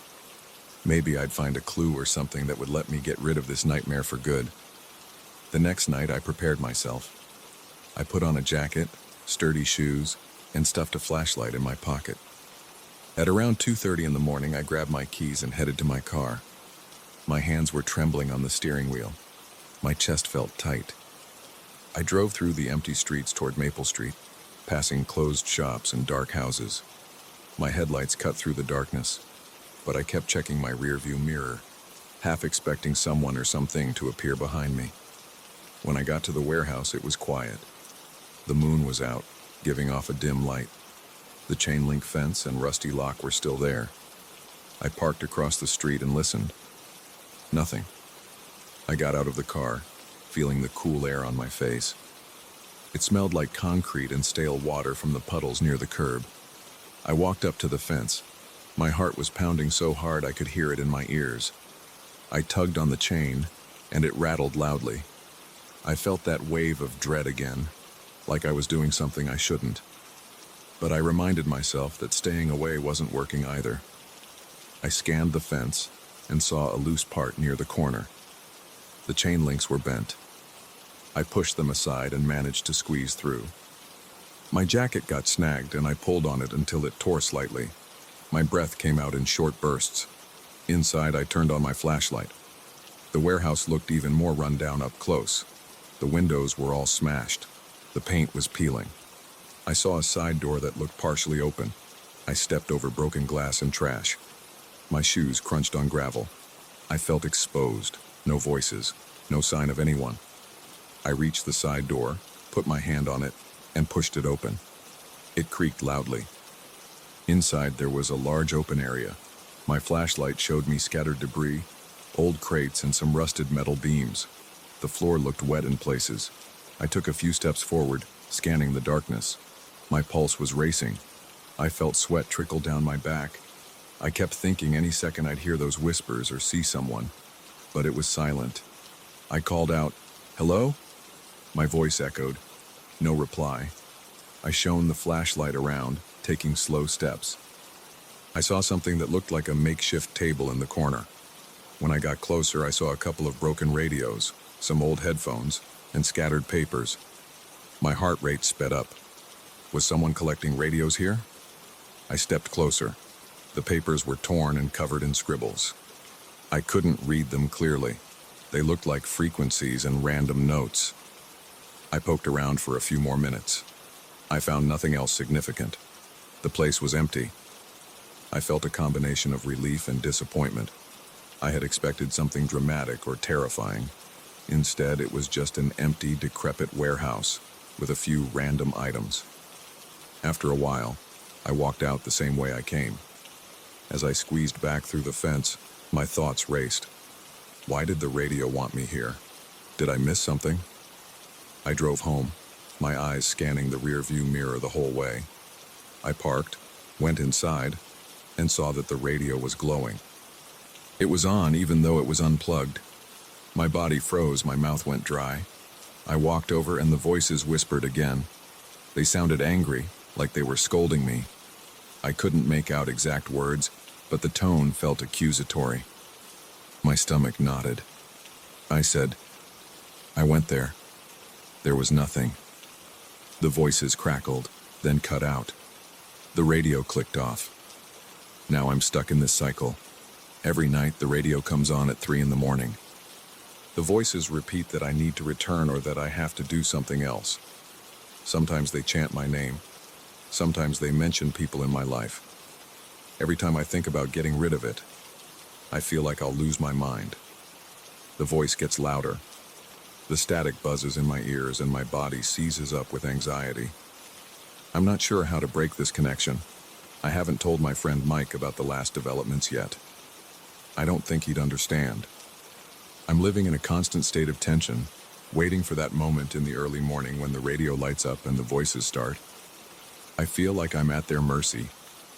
I don't know what they want, and I'm not sure if I can stand it much longer. But whenever I try to plan a way out, like throwing the radio into a river or smashing it with a sledgehammer, my thoughts get scrambled. My head throbs, my vision blurs, and I can't follow through. I'm trapped with this thing. Now every night I wait. I wait for those frantic whispers and that single voice commanding me to go back. I haven't found any solution yet, and I can't see a way out. All I know is that the longer this goes on, the more intense the transmissions get. And I have no idea what's going to happen if I continue to resist.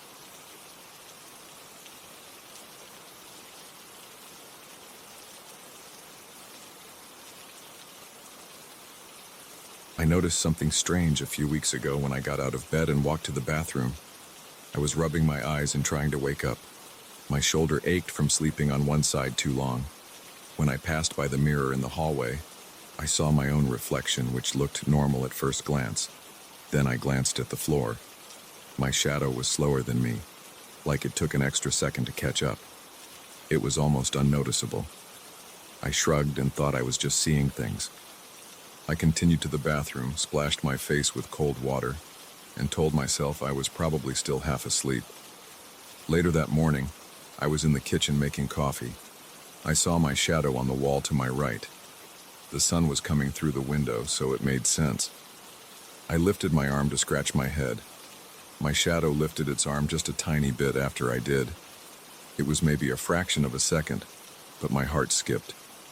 I stood still, stared at the wall, and lifted my other hand. Same thing. It moved slightly behind me like a delayed broadcast. I exhaled and tried to calm down.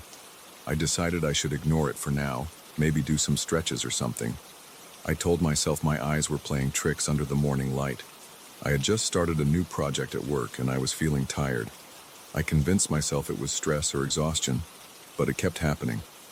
Over the next few days, I saw it every time I was near a well-lit wall or a bright window. My shadow kept lagging behind, just enough to make me feel uneasy. One night after a long day, I was in the living room watching some show on TV. I turned my head when I heard a weird crack outside. I thought maybe some animal was near my trash bins. When I turned back, I saw my shadow on the floor. It was creeping to the side in a slow, almost casual movement, while I was sitting still. That was the first time I realized it was more than a delay. It was like it was independent, moving on its own. My mouth felt dry. I switched on another lamp to see if maybe multiple light sources were confusing me. The second lamp just made the shadow's edges sharper, but I could see the shape of my own head and shoulders leaning a bit to one side, even though I wasn't leaning at all. I turned off the TV and went straight to the kitchen to grab some water. My hands were shaking. I gulped down a glass, then another. I tried to gather my thoughts. I stepped carefully back into the living room, but by then my shadow was aligned with my body again, just like normal. I stood in front of the floor lamp, waving my arms around. It mirrored me correctly now. I started to doubt myself. Maybe the tension from work was causing me to hallucinate. I decided I would get more rest. I walked to my bedroom, clicked off the lights, and just went to bed without another thought. The next day, I woke up with an odd headache. My arms felt stiff. I went to brush my teeth and looked at myself in the mirror. My shadow was behind me, cast on the tiled wall of the bathroom because of the overhead light. I stared at it for a full minute, checking if it would move on its own. It didn't. I carried on with my morning routine, but I was on edge. Every time I glanced at the floor or the walls, I felt my stomach knotting up, worried I'd see the shadow doing something strange. It stayed normal for most of the day. That evening, while I was reading in bed, my bedside lamp was the only light on. I started nodding off, letting the book slip. Suddenly, I noticed a shifting shape on the wall near my closet. It looked like a shadow was crossing from left to right. My first thought was that a car passed outside with its headlights shining in. I listened for an engine, but everything was quiet. The shape on the wall didn't match anything else in the room. I felt my pulse pounding in my neck. I slid out of bed slowly, not wanting to make sudden movements. I flicked on the overhead light. The walls looked normal again. My shadow was where I expected it to be, but a cold chill ran over my arms. I felt the hair on the back of my neck stand up. I couldn't shake the feeling that something had just walked across my room. I picked up a small flashlight from my nightstand drawer, walked around the bedroom, opened the closet, and checked under the bed. Everything was empty and still. I told myself I was being foolish. I got back into bed and forced myself to sleep. A few days passed without any unusual incidents. I started to relax again. Then it happened in the middle of the day. I was in my home office, working on my computer. The curtains were half open. There was a soft light in the room, but not too bright. I got up to stretch my back. As I turned to reach for a mug on the shelf, my shadow remained facing the computer chair for a second longer. It didn't turn with me. I let out a short gasp. My skin felt prickly.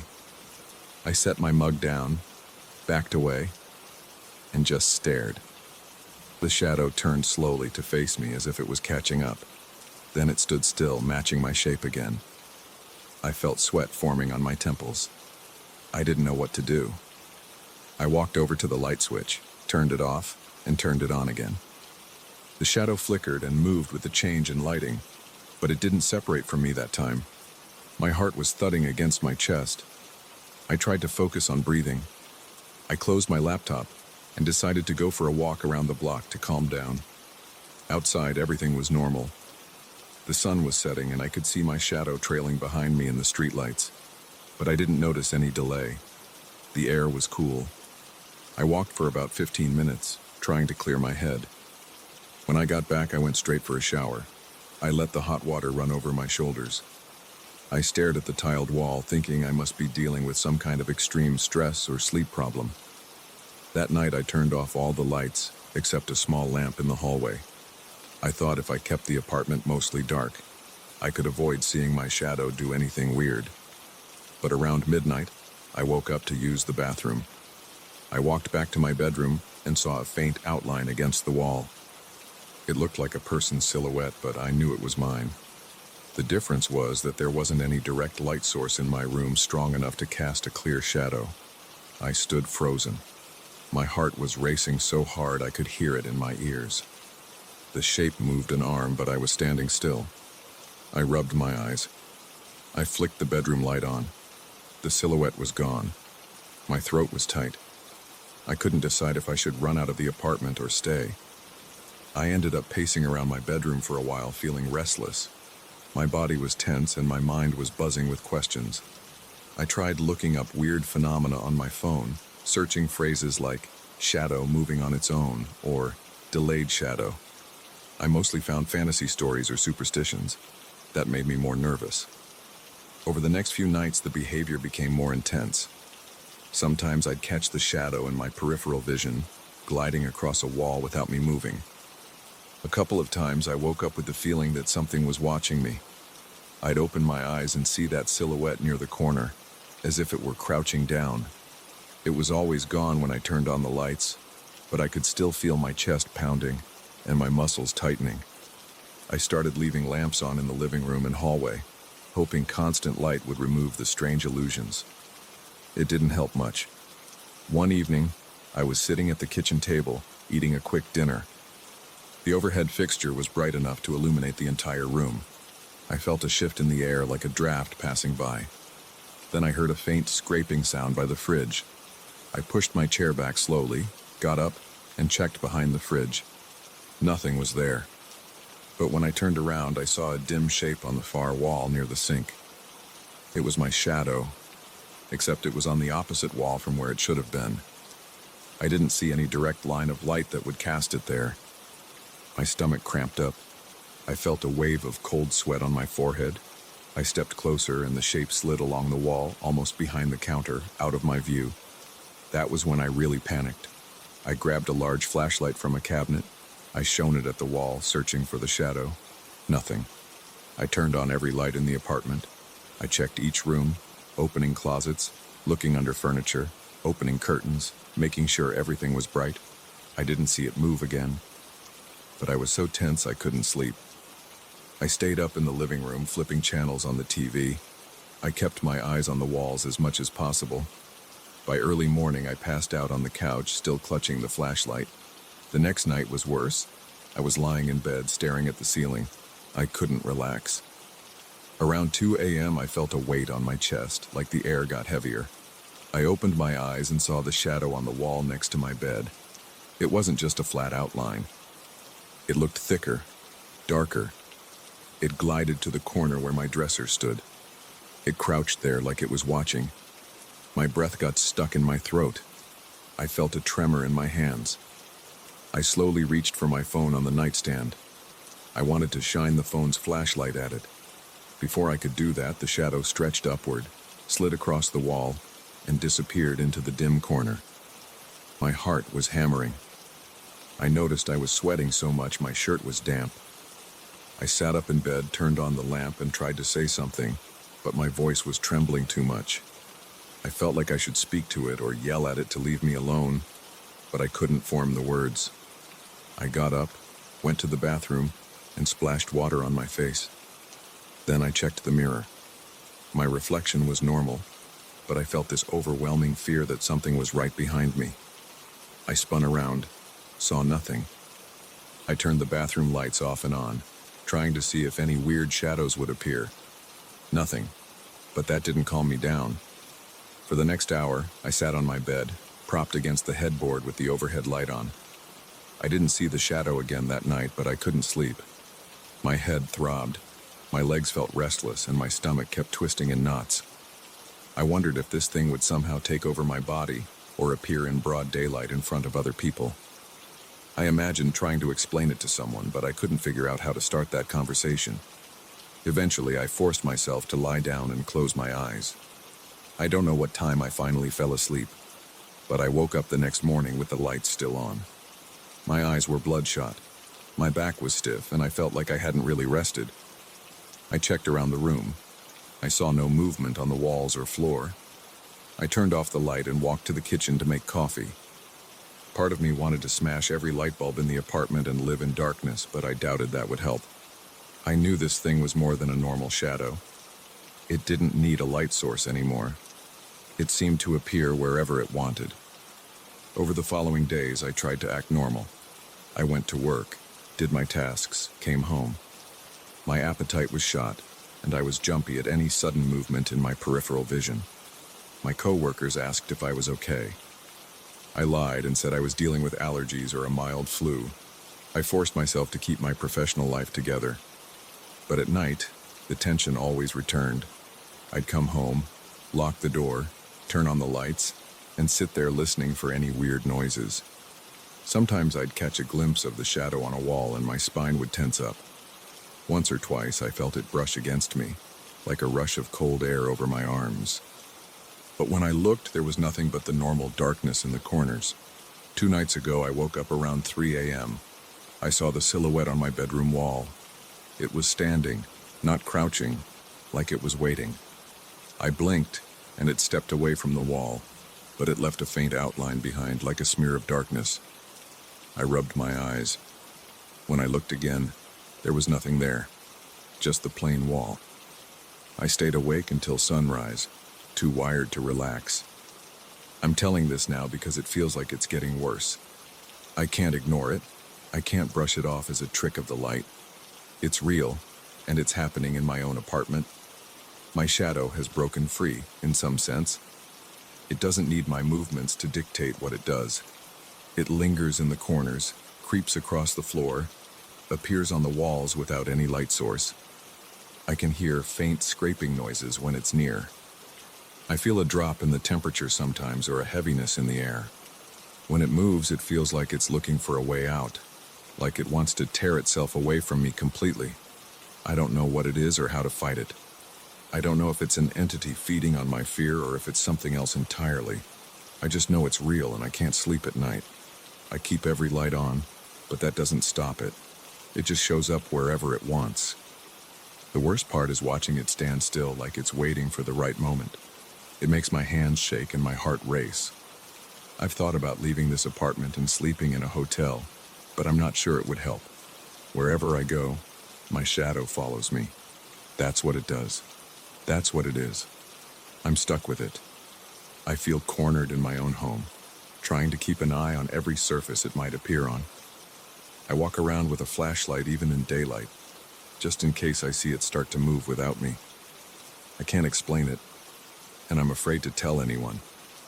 So I live with it, hoping it doesn't get stronger, hoping it doesn't decide to do something worse, hoping I don't lose my mind every time it creeps around me. That's all I can do right now. I'm waiting, alert, trying not to blink when I see it stirring in the corner of the room. It's there, and it wants to be free. And I'm afraid of what will happen if it succeeds.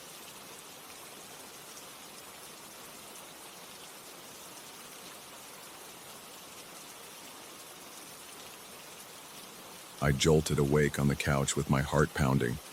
My hand shook against the worn-out cushion and I realized the TV was still on. The screen showed some late-night infomercial, but I couldn't focus on the words. I sat up and wiped sweat off my forehead. Something felt wrong in the room. The air seemed thick and my stomach knotted. I didn't know why. I tried to shake it off, but my eyes kept drifting to the tiny hallway that led to my bedroom. I heard a faint sound like paper rustling. My pulse raced.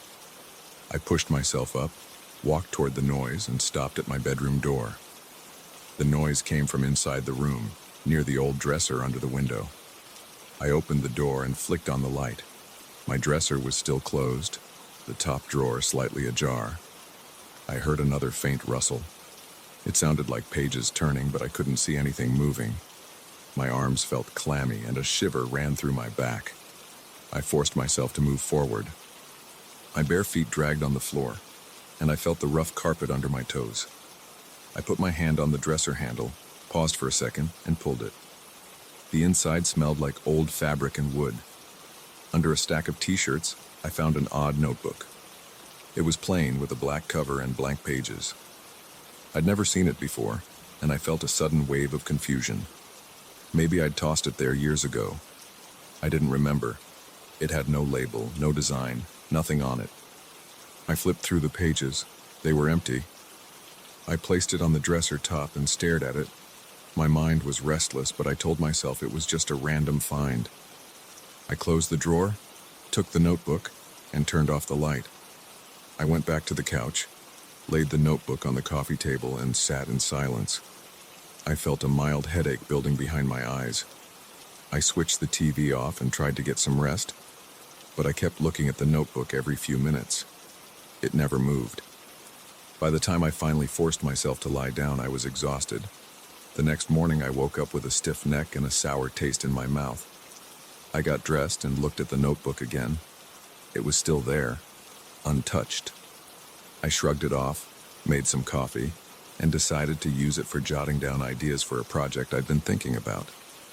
I grabbed a pen, sat at my small kitchen table, and started writing a few notes about my schedule for the week. The pen glided smoothly across the paper.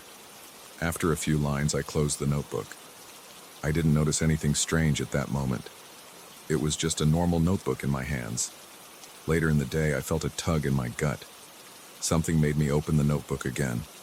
My chest tightened when I saw pages filled with words in a neat, old-fashioned handwriting. My mouth went dry. These weren't my words.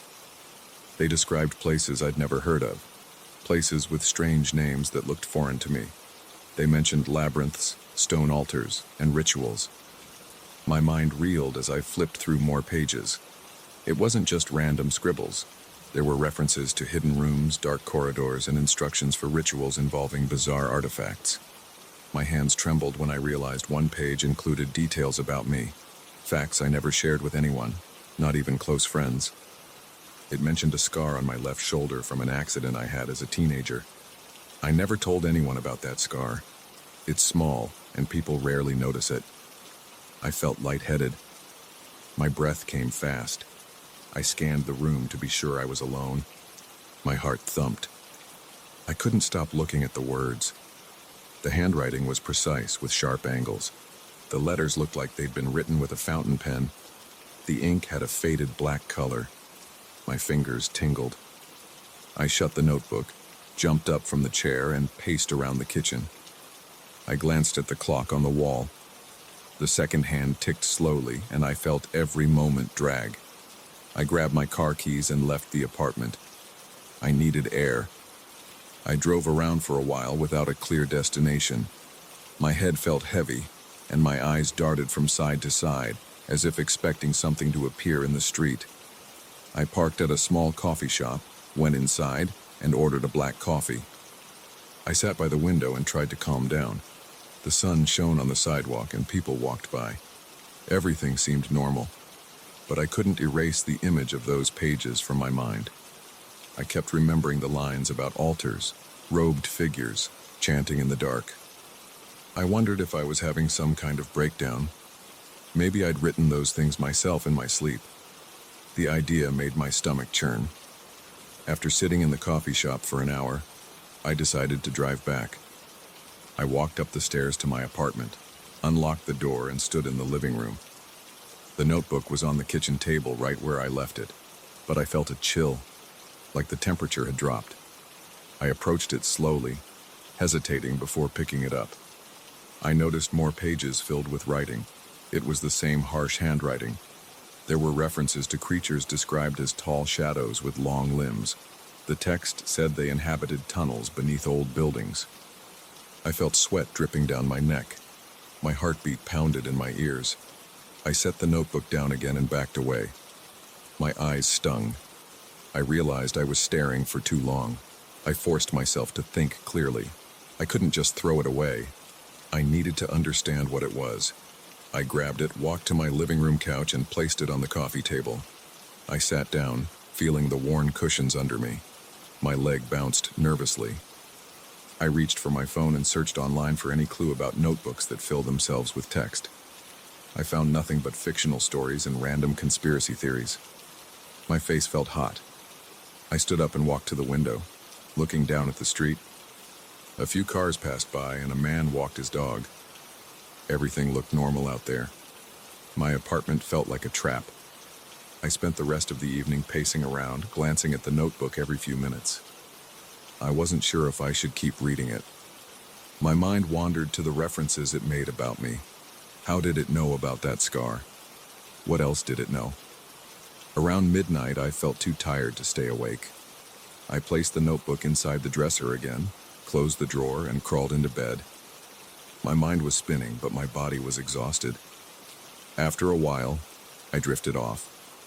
A few hours later, I jerked awake to the sound of pages turning. My blood felt cold. I could hear it clearly, like someone flipping through the notebook. I sat up in bed, my hands shaking. My heart hammered. I reached for the lamp. The warm glow filled the room, and I looked at the dresser. The drawer was slightly open again. I stared at it, trying to steady my breath. My mouth felt dry and my arms felt weak. I stood up and walked toward the dresser. The floor creaked under my feet. I pulled the drawer open. The notebook lay there, its pages ruffling on their own. I didn't see any wind or draft. My knees felt like they would give out. I grabbed the notebook. It immediately stopped rustling. My ears rang from the silence that followed. I ran out of the room with the notebook and dropped it on the coffee table. I paced around the living room, rubbing the back of my neck. My skin burned from anxiety. I didn't dare open it again at that moment. I sat on the couch with my head in my hands, trying to slow my breathing. My mind was racing, but I forced myself to stay still.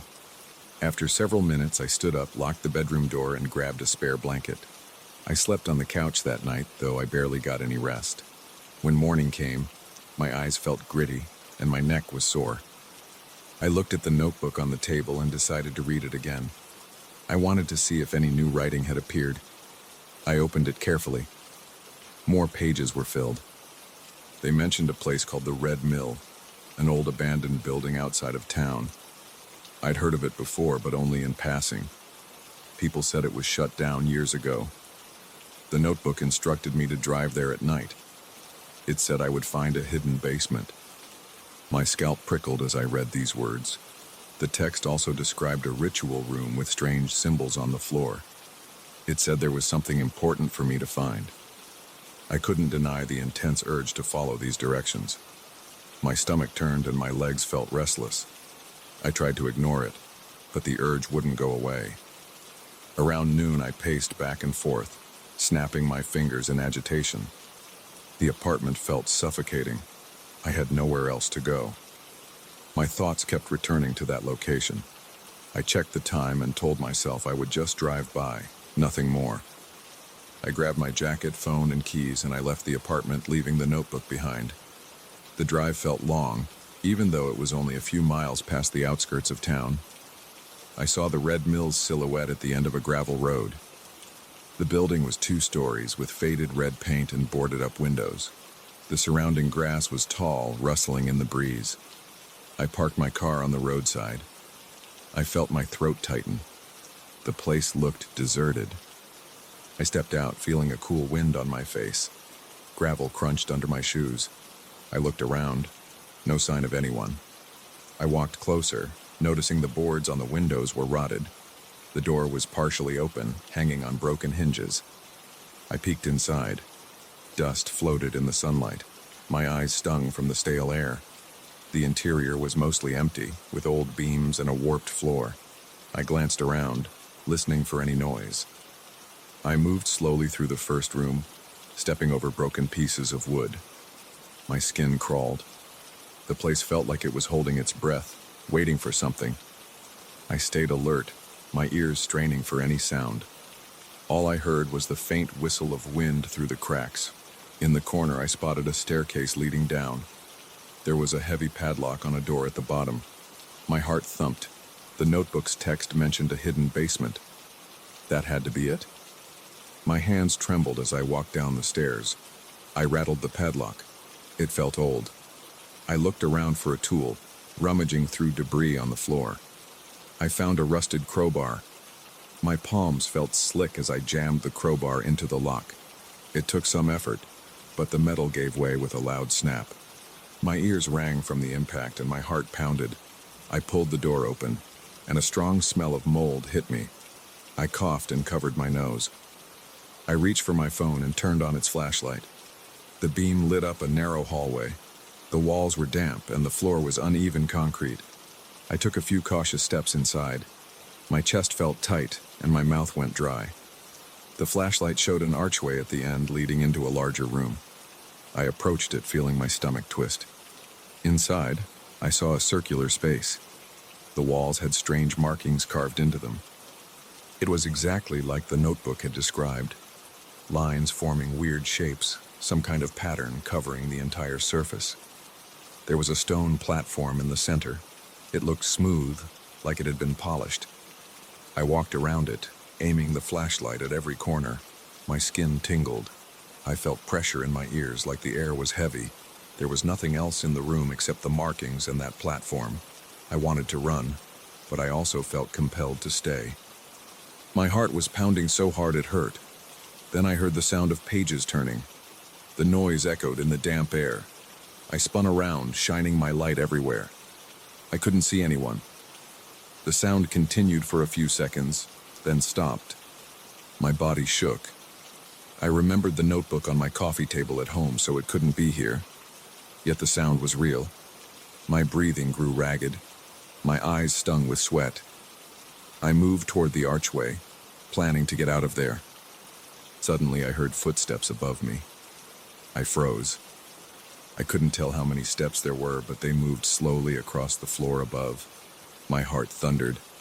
I aimed the flashlight at the door, half expecting someone to appear.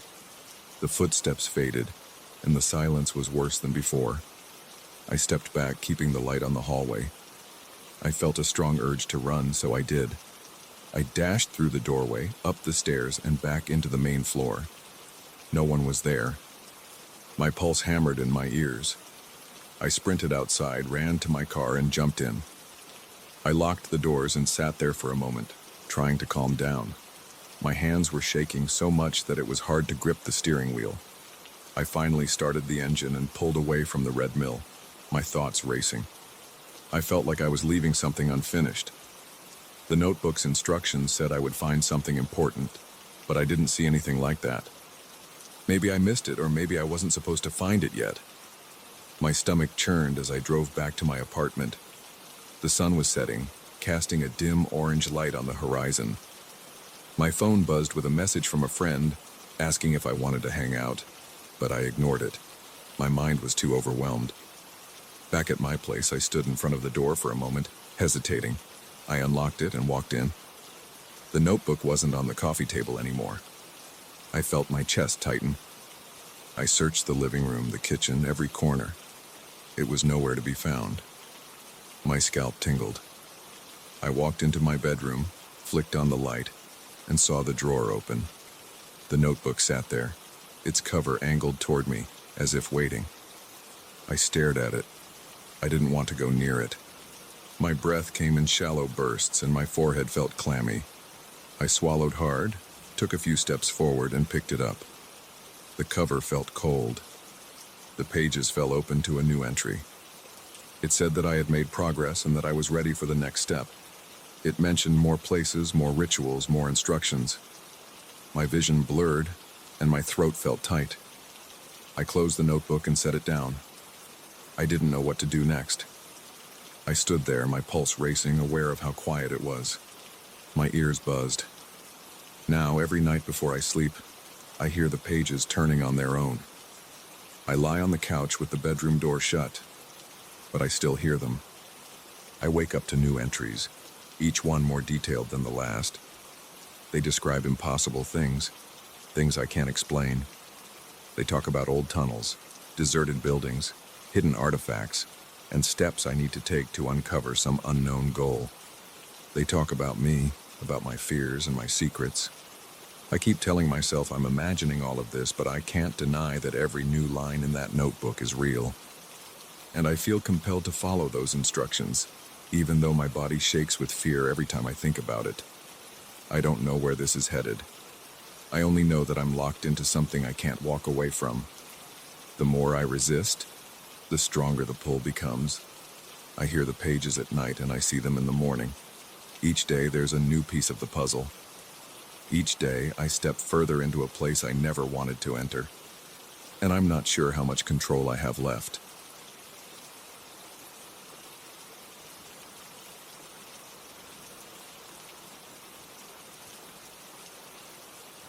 I still remember the rush I felt when I first saw that old black and white photograph at the collector's auction.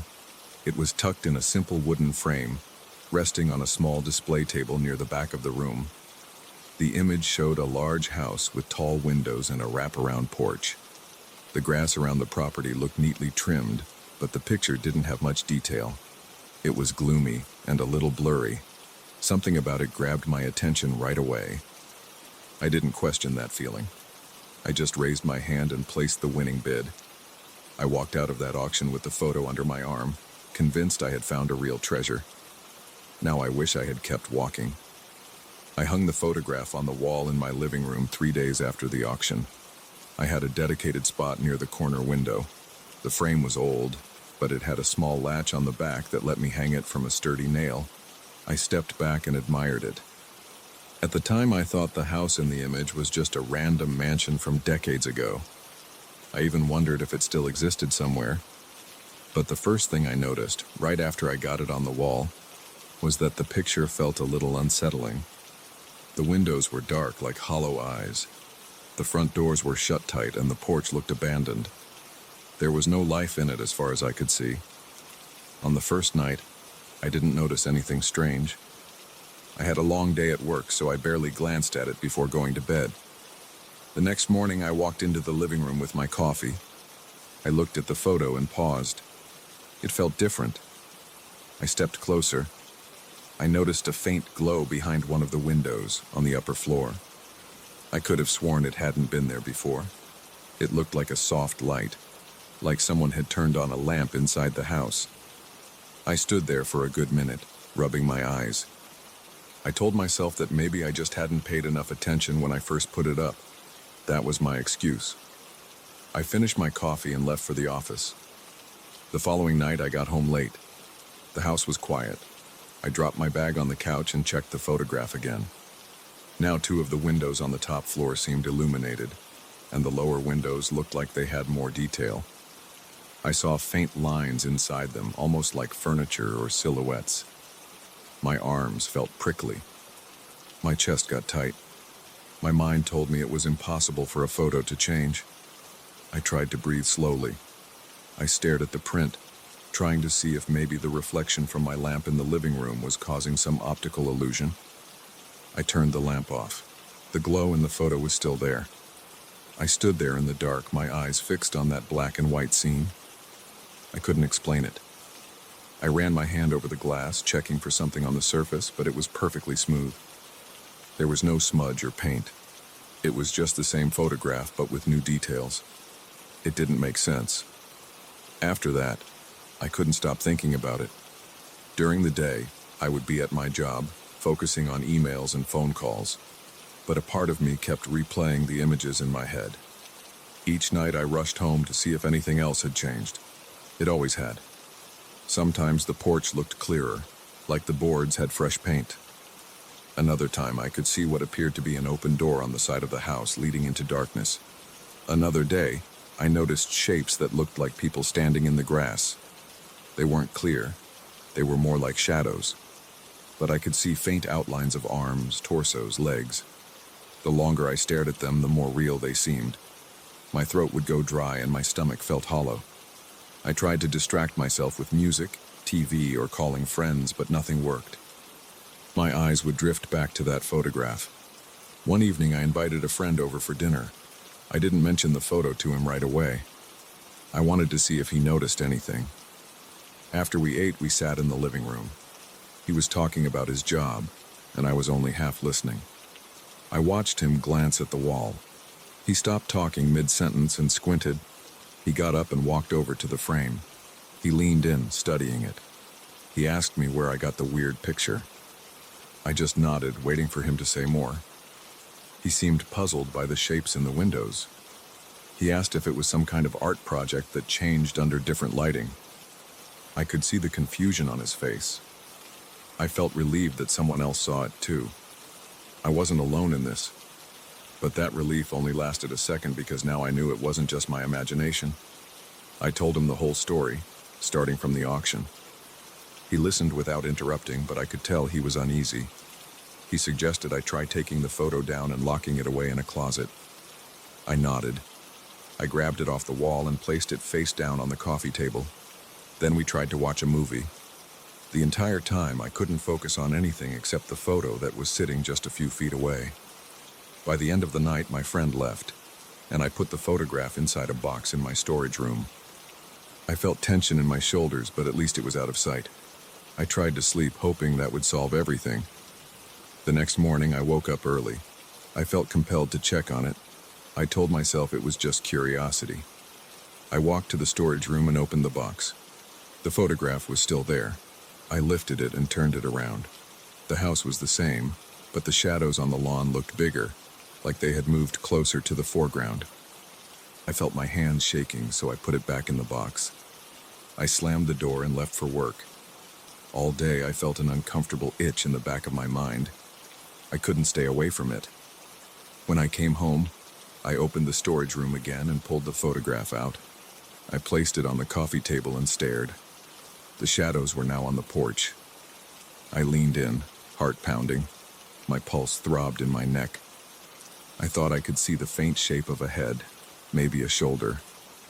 It was so dark that I wasn't sure, but I got the strong impression there were people in that photo. I wanted to throw it away, but something stopped me. I can't explain it. It was like I was drawn to it and repulsed by it at the same time. I told myself I needed to keep track of the changes. I grabbed a notepad and started writing down what I saw. Day by day, I documented any new details. On Wednesday, I noticed that one of the doors on the porch was now halfway open. On Thursday, I saw a second figure standing near the edge of the grass wearing something that looked like a long coat. On Friday, a light appeared in what I guessed was the foyer. These changes kept piling up, and I felt more and more on edge. My nights were restless. Every little noise in my house made me jump. I kept looking over at the photograph, half expecting the figures to walk right out of it. One night I was sitting on my couch flipping through a magazine, trying to distract myself. My living room was quiet, with only a lamp by my recliner turned on. The photograph lay face down on the coffee table because I couldn't bear to see it. Suddenly I heard a scraping sound. It wasn't loud, but it came from the direction of the coffee table. I felt a sharp jolt in my chest. My skin went cold. I slowly placed the magazine down and got to my feet. My legs felt weak. I moved closer to the coffee table.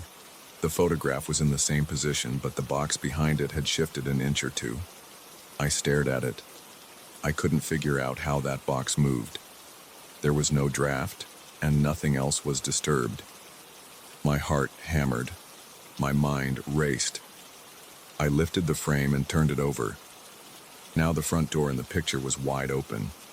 There was a person standing on the threshold. The figure was clearer than any of the others. I saw broad shoulders, short hair, and a familiar outline. It looked like me. My stomach felt like it had dropped to the floor. I gasped, covering my mouth with one hand. I set the photo down and backed away. My arms were shaking, and my head spun. It was me, or something that looked exactly like me, right at the entrance to that house. I had no idea how that could even happen. My eyes stung from not blinking. I rubbed my face and paced around the room.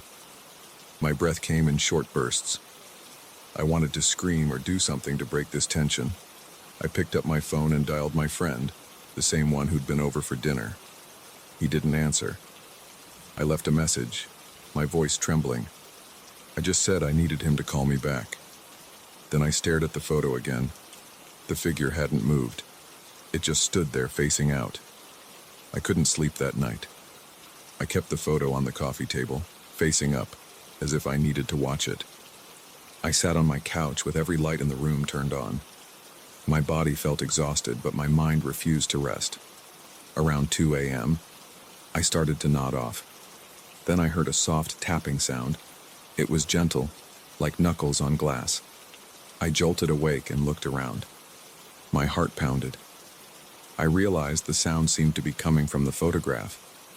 I stood up on shaky legs and peered closer. The glass over the picture looked undisturbed. I tapped it with my finger, and it made a dull thud. There was no second tap, but I swear I heard it. My hands were clammy, my t-shirt stuck to my back. I felt like I was in a place I didn't recognize, even though it was my own living room. The next day, I called in sick to work. I couldn't function. My mind was completely occupied with this bizarre situation. I spent the morning trying to research the photograph or the house it showed. I scoured the internet, searching for any detail. I tried words like old mansion, haunted photograph, and the name of the auction house. I found nothing that looked like the house in my picture. Eventually, I gave up and walked back to my living room. The sun was shining through the curtains, giving the space a warm glow. The photograph, though, seemed darker. The sky in the background looked stormy now, with clouds forming around the roof. That wasn't there before. My reflection in the glass looked pale and drawn. The figure that resembled me was still at the front door, but now it appeared to be stepping off the porch onto the grass. My chest tightened. My hands felt numb. I rested a hand on the back of the couch to steady myself. I thought about tossing the photo into a fire pit or smashing it, but some instinct warned me against that. I can't explain why. It felt like if I destroyed it, I'd be inviting something worse. The changes were slow, almost subtle, but every day the tension in me grew stronger. I found myself checking the photograph every hour, as if I needed to track the progress of that figure. I walked around my house, looking behind doors, checking windows, half expecting to see my doppelganger outside. By late afternoon, I noticed the figure in the photo was now in the yard. I could see my face more clearly. The eyes were blank, like there was no expression. The lips were slightly parted. The head tilted up, staring at whoever was looking at the picture. My throat felt tight. I thought about the possibility that it was trying to get out. I pictured it stepping out of the photo and appearing in my living room. My pulse raced. My ears rang. I locked every door in my house. I felt foolish doing that, but I couldn't help it. I wanted a barrier, even if it was just a door lock. As evening fell, I sat on the couch, staring at the photograph. The sky in it was almost black now, like nighttime. The porch lights were on, and I could see more shadows around the yard. The figure that resembled me was closer to the lower edge of the frame, as though it was about to step beyond the boundary of the picture. I shivered, rubbing my arms. The silence in my house weighed on me. My breathing was shallow. I kept my phone in my hand, ready to call my friend again.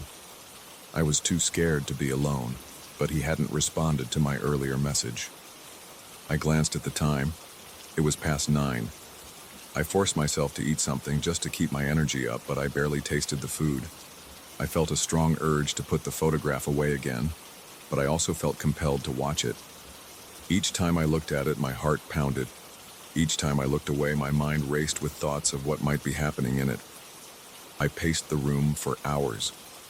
Eventually, close to midnight, I turned off the main lights and only left a small lamp on. I sat near the coffee table, the photograph just a foot away from me. The air felt heavy. My shoulders were tense. My eyes kept shifting between the photo and my surroundings.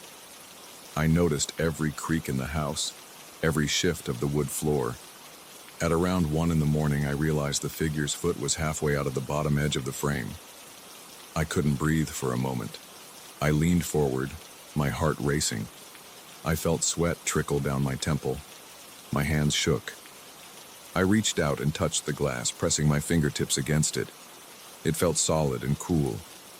But the figure in the image was almost out of view. I sat back, clenching my fists.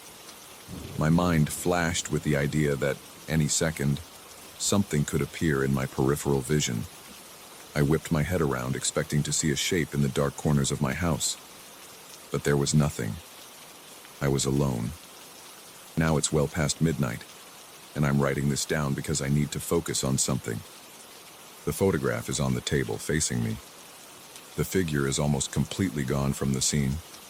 The rest of the yard still shows the other shadows, and the house windows are lit.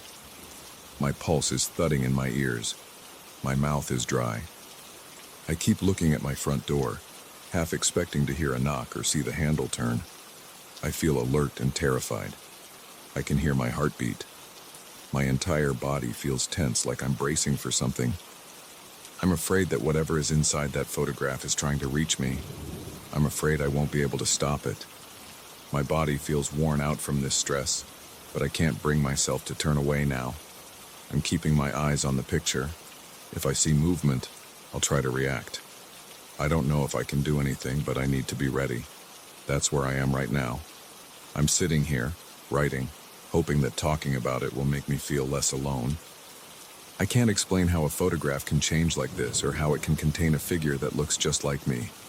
All I know is that it does, and that figure is almost out of the frame. I'm watching every inch of it. I'm watching my front door. I'm waiting, and I'm praying nothing happens even though I'm pretty sure it will. I have no one to call who would believe me. I'm trapped in this strange vigil, listening to every little sound, checking every shadow on the walls. My eyes are stinging from strain, but I can't blink for more than a second. And every time I do, I worry that when I look back, that figure might be standing right in front of me.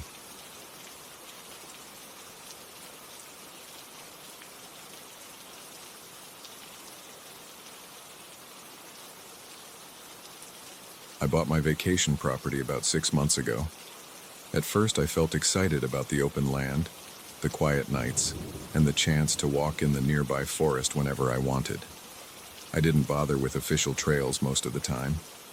I preferred to wander. I liked how the ground felt under my boots, and I enjoyed stopping to listen to the rustle of leaves. I'm a simple guy. I like fresh air and the smell of damp soil. That's all I needed. But after a week of staying here, something started happening that I couldn't explain. I woke up on the 7th morning, feeling a bit out of sorts. It wasn't anything major. I just felt a slight headache and this odd pressure in my ears. I decided a walk would clear my head. I grabbed my jacket, stepped outside, and made my way toward the forest line. The sky was a dull gray that morning. A mild breeze blew across my face. The trees looked normal enough. I noticed a few birds hopping around in the branches. My boots crunched on dead leaves as I followed the faint path I had made for myself over the last few days. My headache started to ease up. My breathing felt more steady. I started to think it had just been a bad night's sleep. Then I heard it. A whisper. I stopped. It sounded a bit like my name, but I wasn't sure. I stood there, straining my ears. I heard the wind rustle the branches. I heard something like a soft sigh. I didn't hear my name again. I shrugged it off. I figured it was just the breeze. I kept walking for another 15 minutes. I felt fine, apart from that small trace of discomfort in the back of my head. I took deep breaths, enjoying the scent of wet earth. I decided I'd had enough for the morning, so I turned back. Everything seemed normal. The next day, I noticed I kept looking over my shoulder. It was the 8th day of my stay, and I felt nervous for no specific reason. My stomach was a bit unsettled. I tried to read a book on the back porch, but I found myself getting restless. I put the book aside, stood up, and looked out at the trees. I decided I should go for another walk, hoping it would calm me down. As I walked into the forest, I tried to relax my shoulders and breathe slower. After a while, I heard it again. This time, it was clearer. It sounded like someone whispering my name in a low, drawn-out tone. My scalp tingled. My throat tightened. I turned around. No one was there. I stood there for a few seconds. Then the whisper came again. It was coming from deeper in the forest. I tried to tell myself it was just the wind, but it didn't sound random. It sounded like a person or something trying to get my attention. My heart pounded. My palms started sweating. Still, I felt a strange pull. I told myself I was imagining things, but I couldn't ignore it. I walked further in, passing through thicker undergrowth. The air felt colder. My jacket didn't seem to help. I heard the whisper again, always faint, always right on the edge of hearing. I noticed the way the light dimmed under the canopy. I felt a chill across my neck. My back muscles tensed. I kept moving forward, pushing branches aside with my forearm. At some point, I stumbled upon a trail that looked old and unused. It wasn't marked or anything. It looked overgrown, and I saw patches of moss on rocks at the edges. The whisper got louder. I felt my heartbeat in my chest and in my ears. I followed that trail for maybe 10 or 15 minutes. It was easy to lose track of time. I wasn't thinking about anything else. I just wanted to find out what was calling me. I didn't see any people. I didn't see wildlife either. Everything seemed too quiet. I heard the crunch of my steps. I heard my own breathing, shallow and tense. Then I came upon a clearing. At the center, I saw a circle of stones about 2 feet high, all arranged in a perfect ring. Each stone had green moss creeping over it. Some had old markings that looked like carvings. I don't know what they meant. I could see grooves and lines, but I couldn't read any of it. My stomach twisted into knots. The whispers stopped the moment I stepped inside the clearing. I stood there, looking around. The trees surrounding the clearing were tall, and their branches seemed to block out most of the sky. The area felt colder. I could see my breath forming faint clouds in the air. I didn't like the silence. It felt heavy. I felt as if the clearing was sealed off from the outside world. My heart thudded against my chest. My skin prickled. I approached the circle. My boots sank into the soft, wet ground. I bent down and touched one of the stones. The surface was damp and rough. I ran my finger along one of the carved lines. It felt sharp at the edges. I looked over my shoulder. I couldn't see anyone, but I sensed eyes on me. A branch snapped somewhere behind me. I spun around, fists clenched. Nothing there. I stood perfectly still. My breath came in short bursts. My pulse drummed in my ears. I felt a twitch in my left eye. Then I heard a soft rustle, almost like cloth dragging across the ground. I turned again. I saw nothing. But the hair on my arm stood up. My forehead felt clammy. I backed away from the circle of stones, never turning my back on the clearing. My feet stumbled on roots, but I managed to stay upright. I felt like I had to leave. I mumbled something like, "I don't belong here," under my breath. My voice sounded shaky, even to me. I rushed out of the clearing, following the trail in reverse. The cold air pressed against my face. I could feel sweat dripping down my temples. I glanced over my shoulder every few steps. The trees loomed on each side. The wind picked up a bit, and the branches made creaking sounds overhead. Eventually, I broke back into a more familiar part of the forest. I recognized the fallen log near the small stream I liked to follow. I kept going until I reached the backyard of my property. When I stepped onto my porch, I let out a long breath. I felt my shoulders relax for the first time in an hour. My chest still hurt from the tension. That night, I had trouble sleeping. Each time I closed my eyes, I pictured the circle of stones and those strange carvings. I remembered the heavy quiet of that spot. I tossed and turned. My mouth felt dry. I heard night insects outside, but their sounds kept making me jump. I even turned on a small lamp in the living room and dozed off on the couch, hoping I'd get some rest. Around 3 in the morning, I woke up covered in sweat, with my heart pounding. I thought I heard my name again, whispered from the darkness. I stared at the corners of the room for a minute until I realized I was alone. I forced myself to go back to bed, but my sleep stayed restless. Over the next few days, I tried to ignore what happened. I spent time fixing small things around the house, like a loose cabinet door and a squeaky floorboard. I mowed the small patch of grass in the front yard. I tried to keep my mind occupied, but I never felt comfortable. Every time I looked at the line of trees behind the house, I felt a pit in my stomach. It felt like someone or something was calling me again, even if I couldn't hear it directly. My nerves were always on edge. My appetite dropped. I caught myself losing track of time, just staring out the window. On the 10th day, I decided I couldn't let this fear get to me. I put on sturdy boots, grabbed a flashlight even though it was midday, and headed into the forest. I stayed on the regular path at first. The ground was firm and the air smelled like pine needles. I heard a few birds chirping. I felt a little calmer. But once I moved deeper, the air got colder again. I saw the faint trail that led to the stone circle. I hesitated. A dull ache started in my chest. I told myself I'd only check it out during the day, just to see if there was some logical explanation for those stones. Maybe they were just old boundary markers or some local landmark. My rational mind wanted to find a reasonable answer. When I arrived at the clearing, I saw the circle again, exactly as before. The moss looked thicker than I remembered.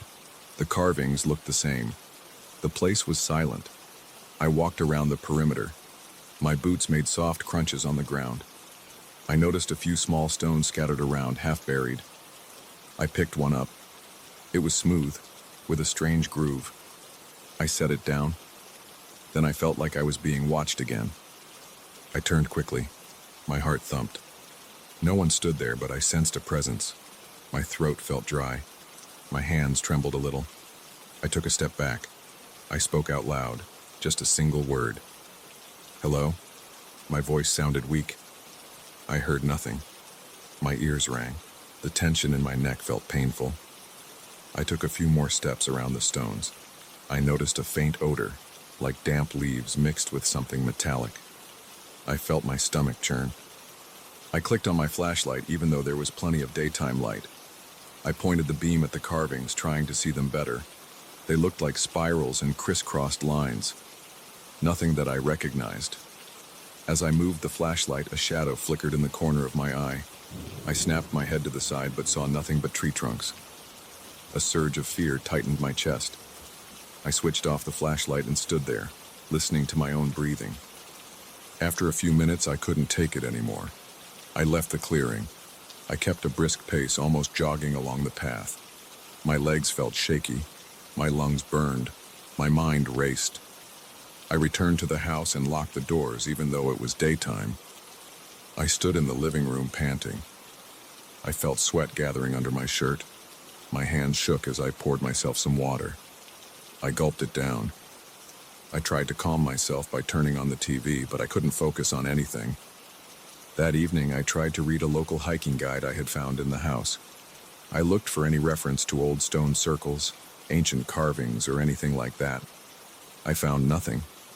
The guide just listed well-known trails and a few scenic spots. No mention of anything hidden. I felt frustrated and anxious. My headache returned, and my ears felt pressurized. I walked over to the window and stared into the darkness. The forest felt alive. I stood there waiting to see if any lights or movement caught my eye. I thought I saw a flicker, but it might have been my imagination. My pulse raced. I stepped back from the window. The next morning, I forced myself to eat some breakfast, eggs and toast. I was tired of feeling so on edge.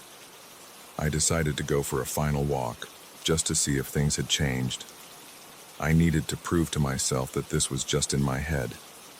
Around noon, I headed out again, sticking to the more open parts of the forest. I tried to focus on the feel of the bark when I touched a tree. I tried to listen to actual birds and the real sound of the wind, telling myself there was nothing else there. Still, every time I walked, I sensed something off behind me. When I turned, I saw only trunks, branches, and patches of light on the ground. But I felt a chill race down my spine. My arms and legs felt tense. My stomach flipped.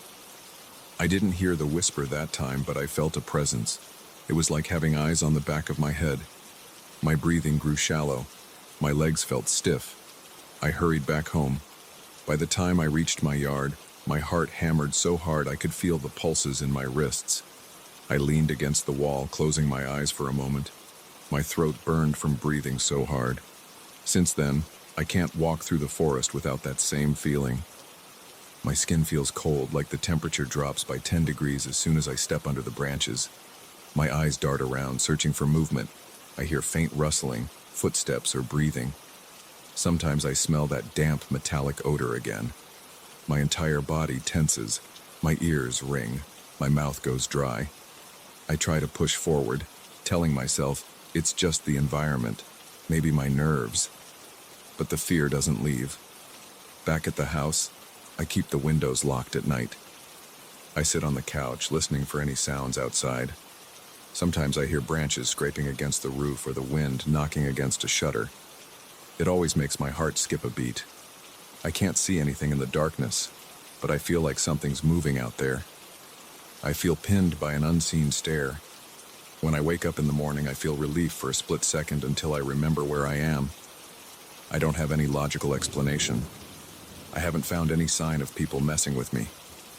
I haven't found any local legends about that circle of stones.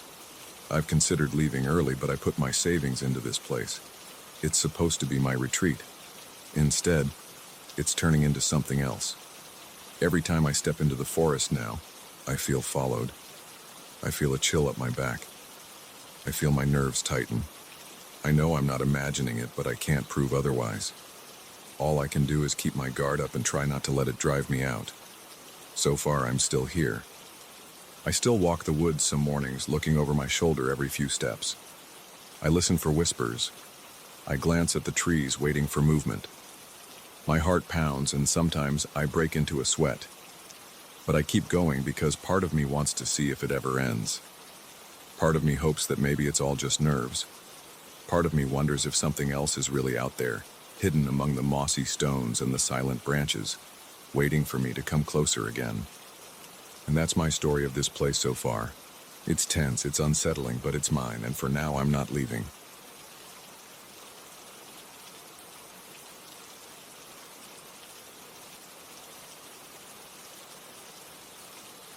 I froze last night when I heard a soft creak outside my bedroom door. My heart started pounding so hard I thought my chest might burst.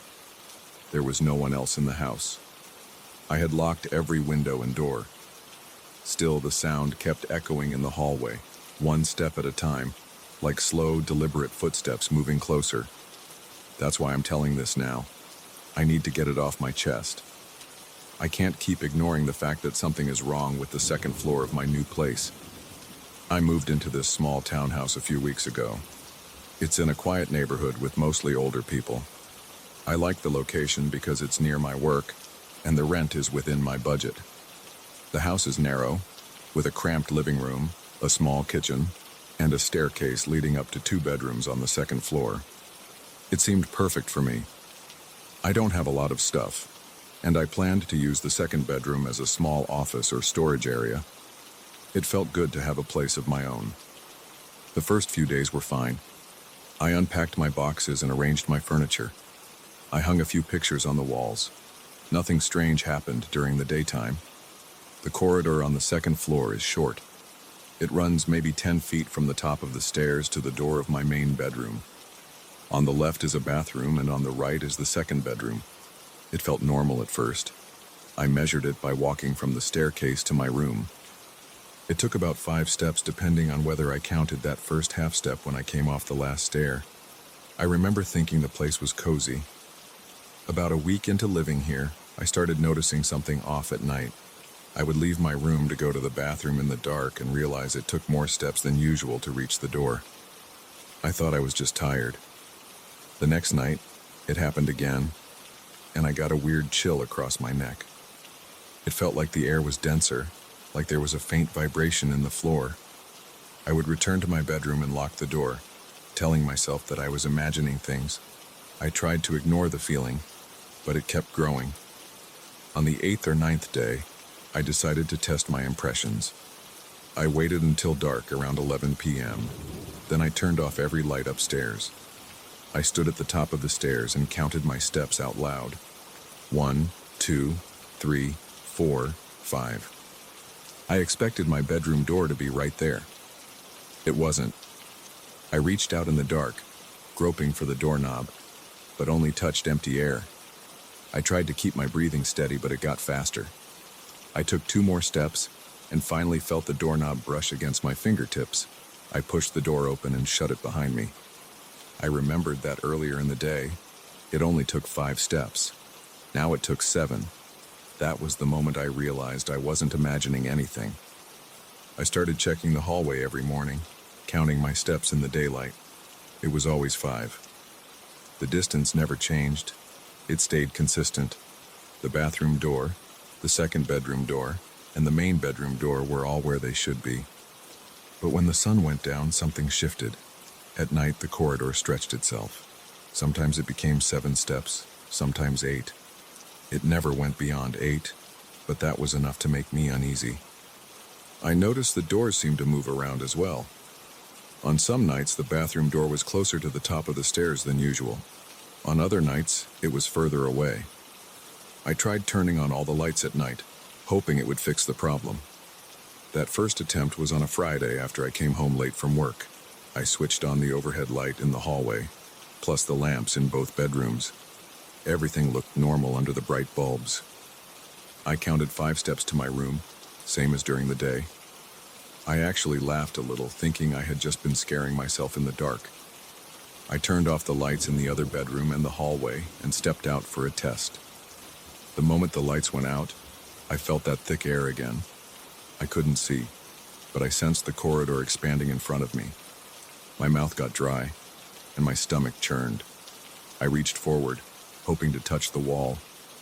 My fingertips brushed the wallpaper, but something felt off about the texture.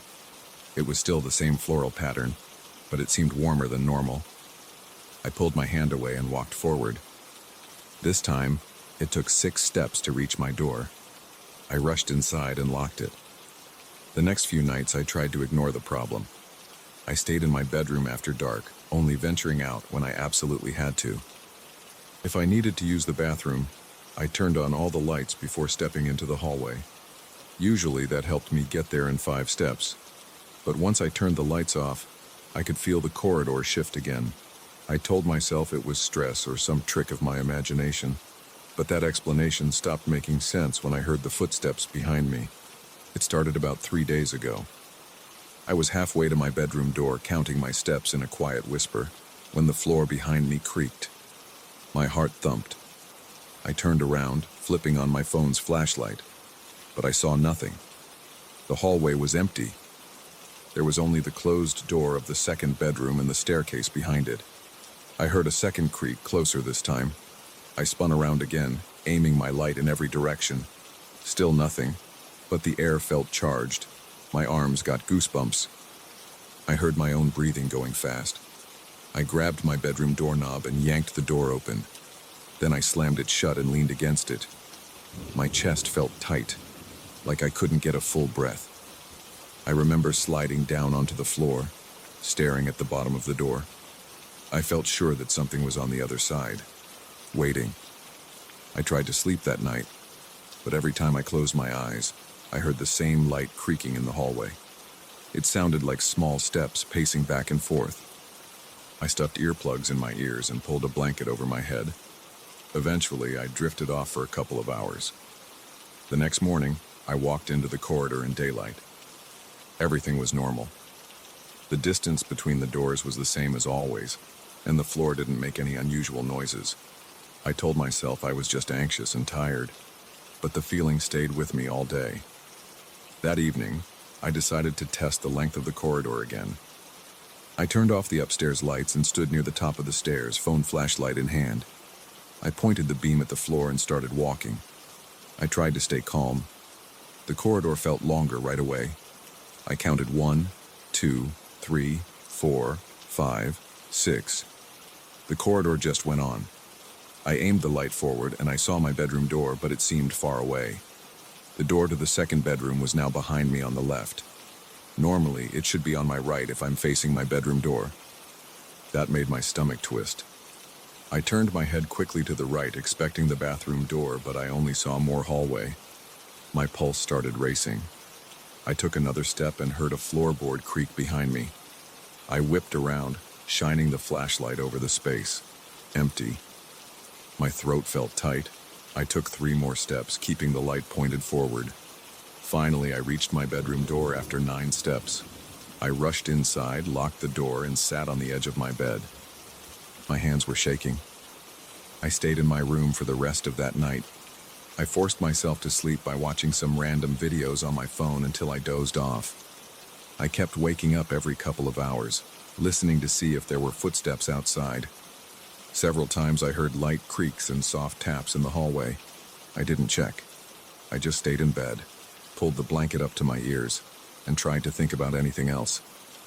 The next morning, I considered moving out. It crossed my mind that I might not be safe in this house, but I've invested money in this place. I can't just walk away from it. I tried calling an old friend, but I felt stupid explaining the situation. I ended up telling him that I was having trouble sleeping in my new house.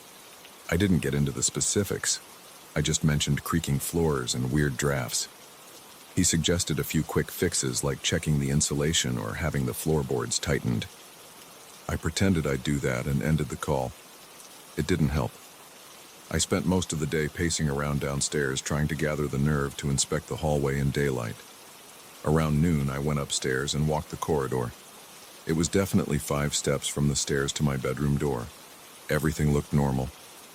I opened the second bedroom door, checked inside, saw the same bare walls and the stack of boxes I hadn't unpacked yet. Then I opened the bathroom door, saw the sink and tub, nothing out of place. I leaned down and pressed on the floorboards. They creaked a bit, but not in any unusual way. I thought about sleeping somewhere else that night, maybe a cheap hotel. But I decided to stay because I didn't want to show fear to an empty space.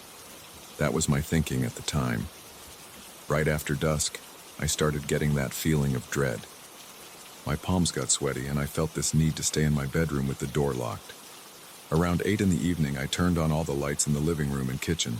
I made a quick sandwich, ate it without much appetite, and tried to distract myself by watching TV in the living room. But I couldn't relax. Every few minutes, I glanced at the staircase.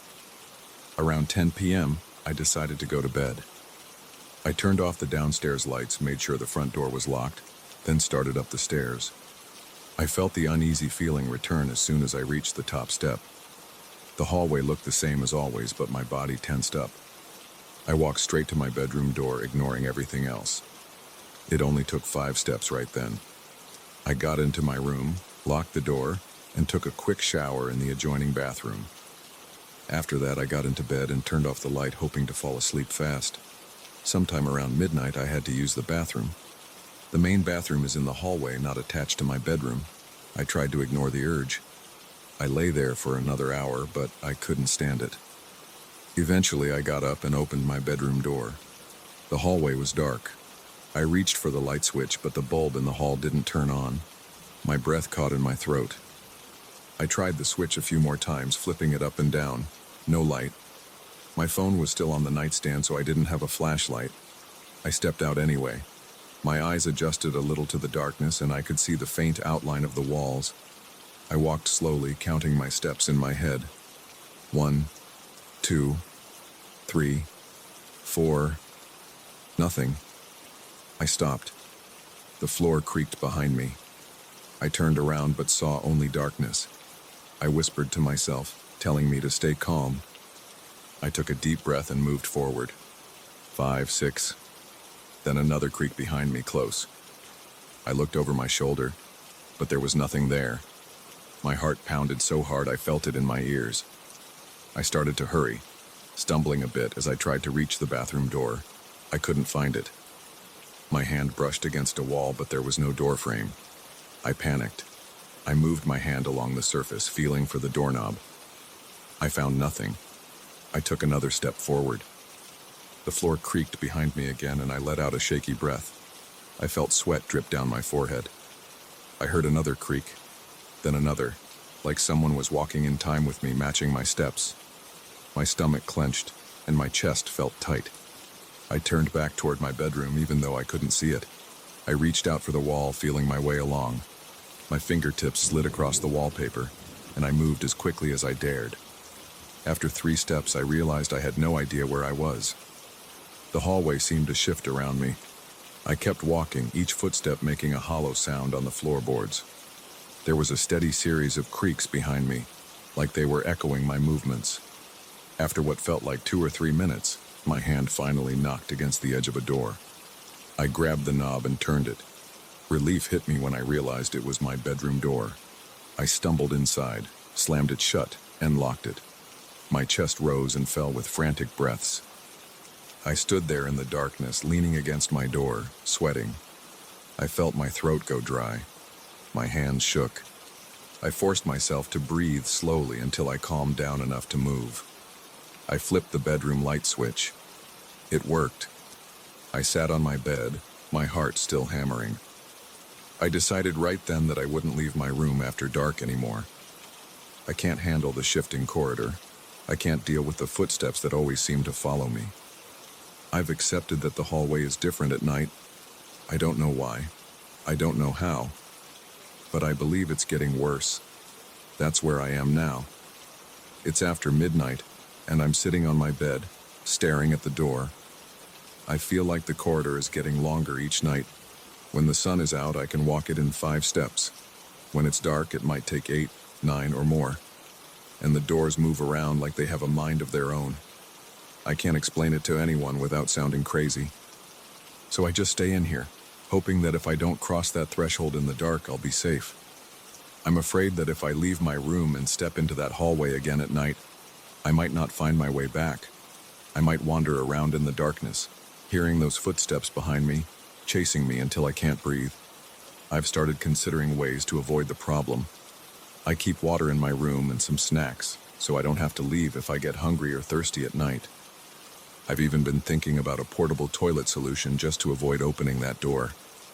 This is my life now. I hate it, but I don't see another option. Maybe eventually I'll move, but right now I feel stuck. I'm not looking for sympathy. I'm just trying to share what's been happening. I hope that putting it into words will help me face it somehow. But if I'm being honest, I don't think it will. The corridor isn't normal, and I can't pretend otherwise. At least in daylight, it's quiet, and I can walk around without getting lost, but once the sun goes down, that space changes. It's alive somehow, and it doesn't want me there. So I stay in my bedroom, alone, waiting for the morning. I hope that's enough to keep me safe. I hope one day I'll work up the courage to leave this place for good. Until then, I'm stuck here, listening to those faint creaks, dreading the moment I hear them just outside my door.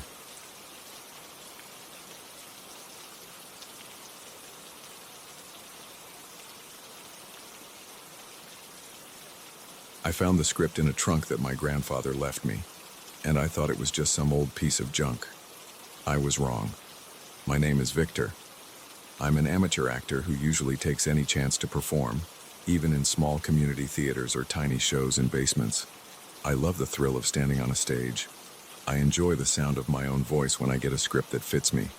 I like trying on different roles, but this script was different from anything I've ever touched. It happened about 3 weeks ago when I opened an old wooden trunk in my grandfather's attic. I expected some clothes, maybe a few photos. Instead, I found a dusty manuscript bound with a rough string. There was no title page. The first lines had a strange symbol in black ink that looked like some kind of twisted circle. I started reading right there in the attic, holding a flashlight and breathing in stale air. The text felt odd as I went through it. It referred to ancient beings, dark rituals, and a bizarre chant that repeated throughout the script. I can't remember when I decided to take it home, but I did. At first, I thought it was just some obscure play that never got published or performed. I figured it might be a neat challenge to memorize those lines and maybe even adapt them for a small production. So I took it to my apartment. My place is just 2 rooms and a small bathroom. It's usually quiet, with the faint hum of my fridge in the kitchen. That night, I sat in my living room, turned on a single lamp, and started reading the lines out loud. My first read-through was uneventful. I stumbled over words because the dialogue was weird. The names of these ancient entities didn't roll off my tongue. The lines were short, but they had this heavy feel. By the time I was done with the first act, I felt a chill on my arms. It wasn't cold in the room, so I told myself I was just spooked by the script's strange vibe. I closed it, put it aside, and turned on the TV to clear my head. The next day, I woke up and saw the script on my coffee table. I thought about tossing it, but something tugged at me. I felt a weird urge to pick it up again. I had the morning off, so I decided to practice a bit. I stood in front of my mirror and started to say the lines. The mirror is on the closet door in my bedroom, and I positioned myself so I could watch my expressions. The script's lines were intense. They described an ancient force that demands respect and fear. There was a part where the main character says something like, "I call upon you and open my mind to your presence." I paused after speaking those words because I heard a noise from the hallway. It sounded like a door closing on its own. I stopped and listened. My heart pounded in my chest. The hallway was empty. No windows were open. But I swear I heard that door move. I walked out, checking each door. The bathroom door was slightly ajar, but it might have been that way before. I tried to laugh it off and went back to my room. But my pulse stayed high for the rest of the morning. I spent the next few days balancing my day job with rehearsals. Even though I had no plan to perform this script for anyone, I kept going over the lines. It felt like I needed to get them right. Every time I picked it up, my palms got sweaty. I forced myself to stand, hold the pages in front of me, and say the lines out loud. At times, I felt like someone was behind me, watching. Other times, I heard something like soft chain links rattling in the next room. I told myself it was just my building's plumbing or maybe a neighbor shifting furniture. But it always happened when I repeated the same section of the script, the part about summoning something I didn't understand. During one rehearsal, I was halfway through the second act. There's a monologue that references forbidden rituals. The main character is supposed to describe the steps needed to open a gateway. I got to the words, "I prepare the circle and offer my voice," and a loud bang came from the kitchen. It made me jump. I dashed in, half expecting someone standing there. I found my kitchen chair tipped over on the floor. I checked around, but no one else was in the apartment. The front door was locked. I had no explanation, so I just stood the chair back up. My hands shook, and a cold sweat formed on my forehead. I told myself I'd had enough for the night. A few nights later, I decided to do a deeper rehearsal in my living room. I liked the bigger space, and I wanted to walk around while delivering my lines. I started with the first act again, working my way through each scene. I kept glancing toward the hallway because I had that feeling of being watched. Every step I took, the floor creaked under me. I tried to stay focused, but my voice trembled. I spoke the lines about appeasing the ancient watchers, about bending my will to theirs. Suddenly, the overhead light flickered. It didn't go out all the way, just dimmed for a second. My heart felt like it skipped a beat. I took a deep breath and forced myself to continue. As I moved into the last lines of that act, I felt a cold draft on my neck. It was like someone was standing right behind me, blowing cold air on my skin. I spun around. The windows were shut. The balcony door was locked. No vents were near me, but that cold sensation lingered. I said out loud, "This is just in my head." I waited, hoping the feeling would go away. Instead, it got stronger. My teeth started chattering. I put the script down and went to the bathroom to splash water on my face. That water felt warmer than usual on my cold skin. I stared at my reflection. My eyes looked tired and my cheeks were pale. I told myself I would take a break from rehearsing. The next day at work, I kept thinking about the script. I could hardly concentrate on anything. It felt like it was calling me. My boss asked if I was feeling okay, and I just nodded. All I could picture was the next set of lines I hadn't rehearsed yet. Around lunchtime, I drove home, even though I usually stay at the office. I went straight to my apartment, closed the curtains, and pulled out the script.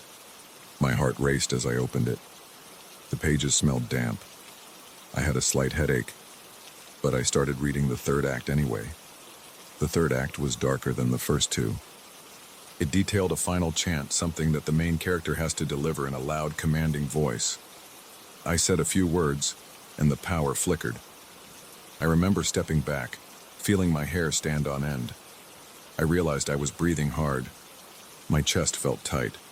I pushed forward, repeating the lines. The building creaked around me.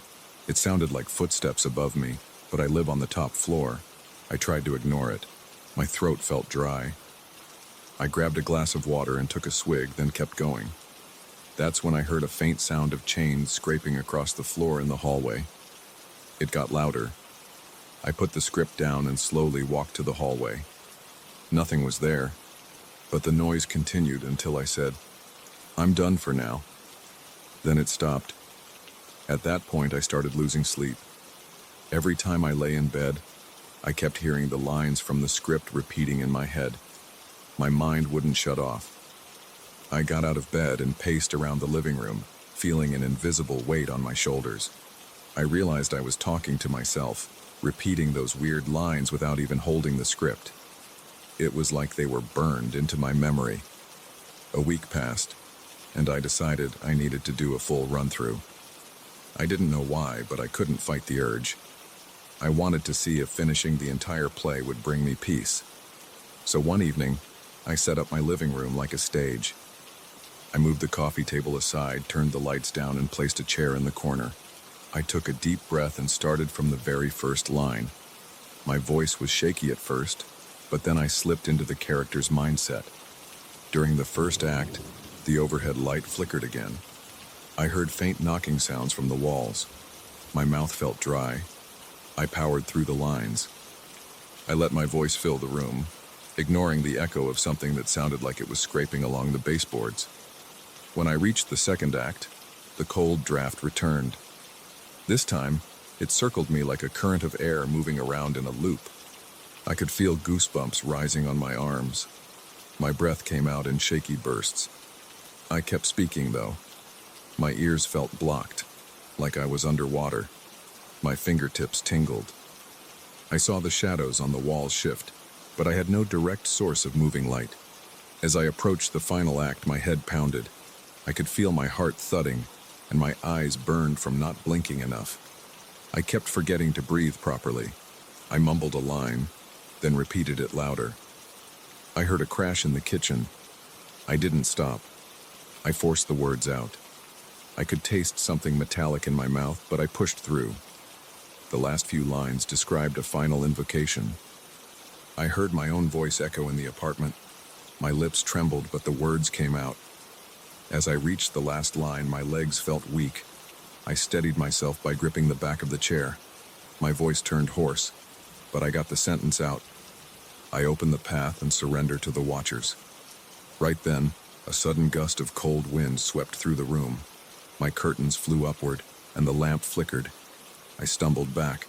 My teeth clamped tight as the cold cut into my skin. I swear I heard whispering, like dozens of voices at once. I couldn't make out the words, but it felt like the entire space was filled with them. That's when I noticed the mirror in the corner of the room. Usually it just shows my reflection. But this time, I saw faces. They were pale, with hollow eyes. Rows of silent onlookers staring at me from behind the glass. It looked like a whole audience crammed into that mirror. My stomach twisted, and I felt an urge to vomit. I turned away, but I could still feel them on me, like their gaze was pressing down on my shoulders. I tried to move, but my legs felt numb. My hands shook so badly that I dropped the script. Pages scattered across the floor. I tried to speak, but no sound came out. My mouth just hung open. The whispering continued, growing louder. It seemed to fill my entire apartment, bouncing off the walls, making my ears ring. The cold wind rushed past me again, rattling the chairs and making the lamp swing. My breath was short. I hunched forward, my spine tingling with sharp jolts that felt like electric shocks. I glanced at the mirror again. The faces were closer. Their lips didn't move, yet I heard them whisper. I couldn't look away. It felt like a magnet pulling my eyes toward them. I managed to step back, pressing myself against the wall. The sound of my heart hammered in my ears. I felt sweat drip down my face, but it turned cold as soon as it formed. My clothes stuck to my body. I forced myself to close my eyes and breathe in. When I opened them, the mirror was empty. It was just my reflection, looking terrified. I heard my own ragged breathing echo around me. For a moment, everything was still. The lamp stopped swinging, and the curtains settled. The temperature slowly rose. I wiped my forehead with the back of my hand. My legs still wobbled, but I tried to calm myself. I looked around the living room. The pages of the script were all over the floor. The chair was knocked sideways, and a few items from my shelves had fallen. That sense of someone standing next to me was stronger than ever, though. I felt a presence at my side, just out of sight. I tried to leave the room, but I didn't make it far. Every step felt heavy. I kept expecting something to grab me from behind. When I reached the door, I realized I wasn't sure if I should run outside or not. I didn't want to bring this feeling out into the hallway. It was like I feared that stepping out would spread it to the rest of the building. I stood there, hand on the doorknob, trying to steady my breathing. My eyes darted around, looking for any sign of movement. Nothing moved, but I sensed I wasn't alone. My own body felt weighed down, like someone placed a heavy coat on me. The air smelled stale, and I could taste my own fear bitter on my tongue. I tried to speak again, to say something. Anything. My throat felt raw. After a moment, I managed to form words. "I'm done," I whispered. I waited, listening to see if the whispering would start again. The silence felt thick and heavy. I could still hear my heart pounding. I left the living room and walked to the bathroom. I locked the door behind me. My hands shook as I turned on the faucet and watched water run over my fingers. I splashed my face and stared in the mirror above the sink. My reflection looked pale and sweaty. My hair stuck to my forehead. My eyes were wide. I breathed in and out, focusing on the feeling of water dripping off my chin. I stood there for a long time, waiting for the fear to subside. Eventually, my heartbeat slowed a bit, and I felt the chills fade. But the room still felt occupied. I couldn't ignore that tension in the air. I pressed my back against the bathroom door and slid down to the floor, hugging my knees. I felt tears burning my eyes, but I forced them back. I'm not sure how many minutes passed. When I stood up again, my legs still felt weak, but I managed to open the door. The apartment was quiet. The pages of the script were still scattered on the living room floor. The lamp was still on, casting a warm glow. I didn't see any shadows moving or hear any chains rattling, but the sense of being watched hadn't left. I walked over to the coffee table and picked up the pages one by one. My mind was spinning. I kept glancing around, waiting for something to happen. Nothing did. I stacked the pages as best I could, then set them on the table.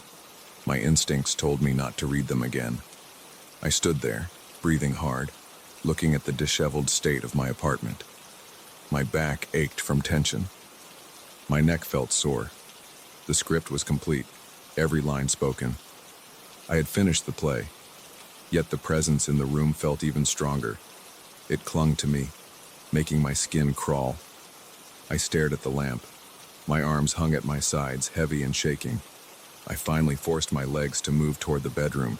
Each step felt like wading through thick air. I turned off the living room light and shut the door behind me. A soft draft blew past me in the hallway. My arms broke out in goosebumps again. When I reached my bedroom, I didn't bother changing clothes. I just laid down on my bed, staring at the ceiling. The darkness made every sound sharper. The hum of the fridge was distant, but I heard it clearly. My breath sounded loud and uneven. I wondered if I'd ever feel alone again. I tried to close my eyes. Every time I did, I thought I saw shapes in the darkness or heard faint whispers near my ear. My body refused to relax. I kept replaying the final line in my head. I opened the path and surrendered to the watchers. I wish I hadn't said it, but I did. And now I don't think I'm alone, even when there's no one else here. I can't explain it better than that.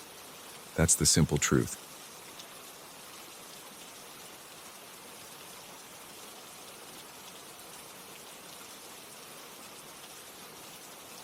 I still remember the moment I first saw the mirror. I was standing in my living room, staring at the thick bubble wrap around an odd-shaped package. It had shown up on my doorstep with no return address. I had no idea who sent it. When I tore off the paper and plastic, I found a tall Gothic mirror.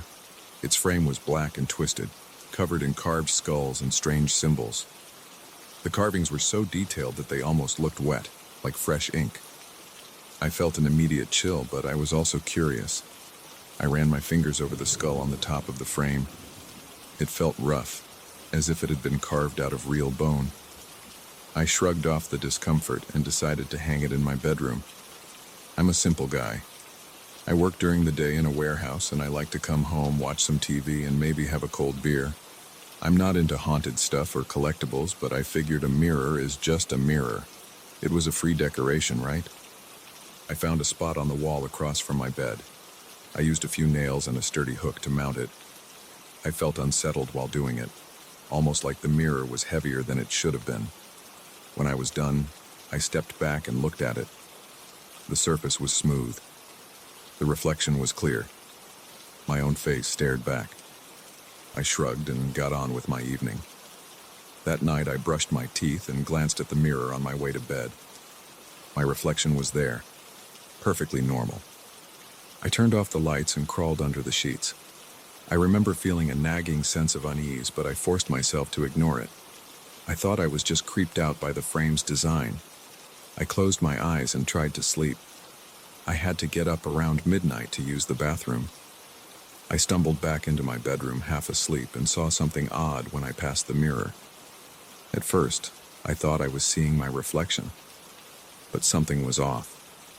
I flicked on the small lamp on my nightstand. My reflection stood there, but it felt like there was a short delay in its movement. When I tilted my head, I noticed it was tilting its head a second later. I blinked. Then it matched my position exactly. I told myself I must be tired.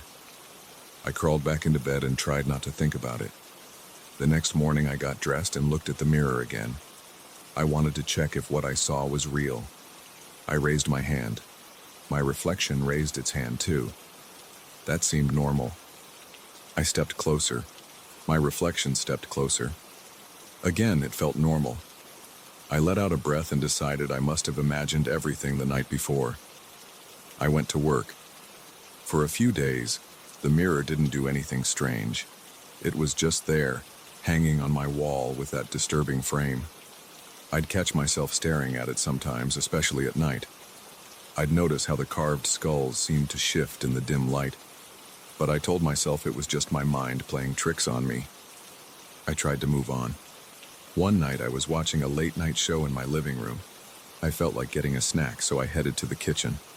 My bedroom door was open, and the mirror was visible at an angle. I glanced into it from the hallway and I froze. My reflection was standing there, but it wasn't doing what I was doing. I was standing in the hallway, leaning slightly to see inside the bedroom. But in the mirror, I saw myself straight on, facing forward, looking right at me. I wasn't moving. I was just standing in the middle of the reflection's version of my room, staring back. My stomach turned. My mouth went dry. I forced myself to step closer. The reflection stepped closer too, but it kept a cold stare fixed on me. I felt a rush of adrenaline. My heart pounded. I tried to speak, but nothing came out. I reached up to my face slowly and wiped some sweat off my forehead. In the mirror, my reflection did the same motion, but it was slower, more deliberate. His eyes didn't leave mine. I felt like something was pulling me toward the glass. I wanted to run, but I also needed to make sure I wasn't losing my mind. I forced my legs to move. I walked into the bedroom. The reflection followed me. Then, as soon as I stood right in front of it, everything went back to normal. I saw my face, sweaty and scared, but moving with me. I swallowed hard. My hands were shaking. I didn't sleep well that night. I kept thinking about the reflection's eyes. They looked angry or maybe accusing. Whenever I closed my eyes, I pictured that cold stare. At one point, I tried to distract myself with my phone, but I couldn't focus. I ended up leaving the TV on for background noise until morning. Over the next few days, I tried to avoid looking in that mirror. I'd get dressed in the bathroom, or I'd only take a quick glance at my hair before leaving for work. But I couldn't ignore that there was something wrong with it. It felt like it was watching me. Sometimes, when I was in the bedroom, I'd feel a pressure in the back of my head like I was being observed. I'd turn around and I'd see that twisted Gothic frame. My reflection would be normal, but I never felt comfortable. There was one night when I made the mistake of looking into it right before I went to bed. I saw my reflection leaning forward, closer than I was actually standing. I felt goosebumps on my arms. I stepped back, but my reflection stayed closer to the glass. I could see the outline of its shoulders like it was about to push through the surface. Then, a blink later, it snapped back to match my position. I let out a shaky breath. My chest felt tight. I turned off the light and crawled under the covers. My heart was racing for at least an hour before I finally dozed off. Another time, I walked into my bedroom and saw that the mirror wasn't reflecting my room at all. Instead, it showed some dark space with walls that looked damp. The light in that scene was very dim, like a single torch or candle in the distance. I couldn't see a flame, just a faint flicker that cast odd shadows. The walls had a rough, uneven texture like stone blocks. I felt a chill. I actually pinched my arm to make sure I wasn't dreaming. I took a step toward the mirror. My feet felt heavy. My pulse thundered in my ears. As I got closer, I thought I heard a distant echo, like a dripping sound or a faint shuffle of feet in a corridor. The air in my bedroom was still, but my arms prickled with sweat. Right when I got within a foot of the glass, the reflection snapped back to my normal room. It felt like someone had just pulled a curtain across a stage. I almost stumbled backward. My breaths were short, and I had to sit on the edge of my bed to calm myself. I tried to distract myself with everyday things after that. I'd go to work early and stay late. I'd come home and watch TV, or sometimes I'd just sit in the living room with the lights on. But I still had to walk past that mirror. Sometimes I'd see myself. Other times I'd see that place, that crypt-like space. It never stayed long, but it was always enough to make my heart pound. I decided to call a friend of mine, Stephen. He's not an expert on the occult, but I thought he might know something about antique shops or weird artifacts. I told him about the mirror and the strange frame. I tried to keep my voice steady, but my hands shook the entire time I held the phone. He said he'd never heard of anything like that, but he told me to get rid of it if it was causing me stress. I thought about it. I even considered taking it out to the curb or smashing it, but every time I worked up the nerve to actually remove it from my wall, I felt a sick feeling in my stomach. It was like the mirror wouldn't let me. That sounds dramatic, but it's the best way I can describe it. My arms felt heavy whenever I thought about taking it down. My heart rate would spike, and I'd get short of breath, so I kept putting it off. One evening, I tried to cover the mirror with a blanket. I had an old blanket in my closet, and I dragged it out. My palms were sweating as I stood there, staring at the skulls and twisted designs in the frame. I tossed the blanket over the top edge. For a moment, I felt some relief. I didn't have to see my reflection or that crypt anymore. But then I heard a soft scraping sound, like someone dragging a fingernail over wood. I jerked back. The blanket slipped off the mirror, landing at my feet. I looked at the surface and I saw my reflection's eyes locked on me. I noticed a flicker of a grin, like it was mocking my attempt. I felt my stomach churn. I left the mirror uncovered because I was scared of that scraping sound. I didn't try it again. Later that night, I woke up sweating. I glanced at the mirror and saw my reflection. It was just standing there, but its mouth was curled into a strange smile. I wasn't smiling. I could feel my own lips pressed tight. Yet in the glass, I saw a slight grin. My heart pounded so hard that I could hear it in my ears. I turned on my bedside lamp, hoping that a little light would break the illusion. My reflection's face shifted to a neutral expression the second the lamp came on. I felt a wave of nausea, but I managed to stay still. I didn't want to get too close. I just stayed in bed, staring at that version of me until my eyes got too heavy and I fell asleep again. The next few days were tense. I felt like a prisoner in my own apartment. I avoided my bedroom as much as possible, but I still had to sleep. Each night, I'd see small changes in the reflection. Sometimes its eyes looked a little angrier, or it would tilt its head at a strange angle. Other times, I'd catch glimpses of that dark crypt, as if the mirror's background was shifting even while my reflection was in the frame. I never heard voices or anything like that, but I sometimes heard those faint echoes like water dripping on stone.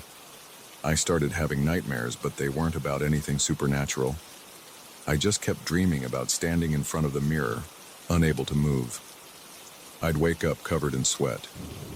I'd look at the mirror and the reflection would be normal or close enough to normal that I couldn't be sure I'd really seen anything off. My life became a constant cycle of fear and doubt. I tried to do some online research, but I didn't know the name of the antique shop. I didn't have a receipt. I just had this cursed object in my room. I considered giving it away, but I felt too guilty to pass this problem to someone else. Sometimes I'd stand outside my apartment, gripping my keys, trying to work up the courage to go inside. It's my own home, but it doesn't feel safe anymore. One evening I got home, and I was so tired that I decided I didn't care. I wanted to confront the mirror. I walked right up to it. I looked at my reflection. I was breathing fast. I could see my chest rising and falling. My reflection did the same. I said, "Enough," out loud. My voice was shaky, but I forced the words out. My reflection's lips didn't move. Its eyes narrowed. My stomach turned, and a chill ran down my arms. I said it again. "Enough," louder this time. The reflection stayed silent, but I heard a quiet tapping. It sounded like knuckles tapping on the inside of the glass. I jolted backward, almost tripping over my own feet. I didn't see the reflection's hands move, but I kept hearing that tap, tap, tap. After a few seconds, it stopped. I turned around and left the room, slamming the door behind me. I paced in the hallway, my body tense, my hands balled into fists. My mind was racing. I felt like I needed to calm down. I got a glass of water, drank it in big gulps, and tried to breathe steadily. I told myself I wasn't going crazy. That mirror was doing things I couldn't explain, but it was real. I had no doubt about that. I decided I needed a plan. I thought about taking a hammer to it, but I remembered the intense fear I got just considering that. I thought about trying to sell it, but who would buy it? And how would I explain why I was selling it? I didn't want to lie, and I didn't want to pass this nightmare on to someone else. I was out of answers. Now, every night, I see new things in that glass. Sometimes I see myself in real time, but with slight delays. Sometimes the reflection doesn't move at all while I shift my weight or scratch my arm. Sometimes I see that dark crypt with the faint flicker of light and that dripping sound. My heartbeat speeds up whenever I catch sight of those wet stone walls. They feel cold, even through the glass. I can sense it in my bones. Sometimes I get the impression that if I stare too long, I'll see something appear in that crypt. I have a heavy knot in my stomach that warns me not to look too deep, but I can't avoid it forever. I'm telling this story now because I need to let it out. I haven't told many people. I'm worried they'd think I'm hallucinating or making it up. I'm not. I'm just a regular guy who ended up with a mirror that shouldn't exist. I feel it watching me. Sometimes at night I imagine that reflection climbing out of the frame or pulling me in. That's the worst part. I keep thinking about crossing into that crypt. I don't know what's there, but I can sense its presence. It's like a heavy pressure on my chest, reminding me that there's something on the other side, waiting. I'm not sure how long I can take this. I'm afraid that one day I'll look into the mirror and never see my bedroom again. Maybe I'll see the crypt all the time. Maybe I'll see my reflection staring back with a permanent grin, refusing to let me turn away. I've tried everything short of smashing it, but I can't bring myself to do it. My legs shake at the thought of touching that twisted frame again. For now, I'm stuck with it. Every day, I wake up and wonder if my reflection is going to do something worse. Every night I lie in bed listening for that tapping sound. That's all I know. The mirror is still there. It's watching me, waiting. And I can't shake the feeling that if I stare too long, I'll see something that will change me forever. I'm scared I'll see something I can't unsee, something that'll make me lose my mind. So I try not to look. But sometimes, I can't help myself. It's a sick attraction, like I'm drawn to the very thing that terrifies me. Maybe I'll break it one day. Maybe I won't. But right now it's still there, hanging on my bedroom wall, daring me to look again.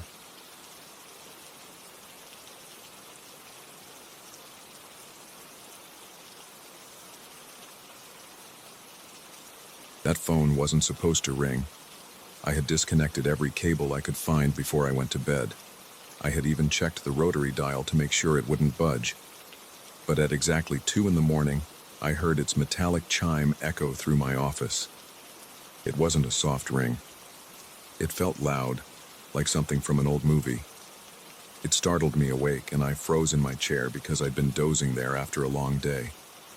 My heart pounded, and I stared at it from across the room. The phone was on the desk by the window under a single weak lamp I left on.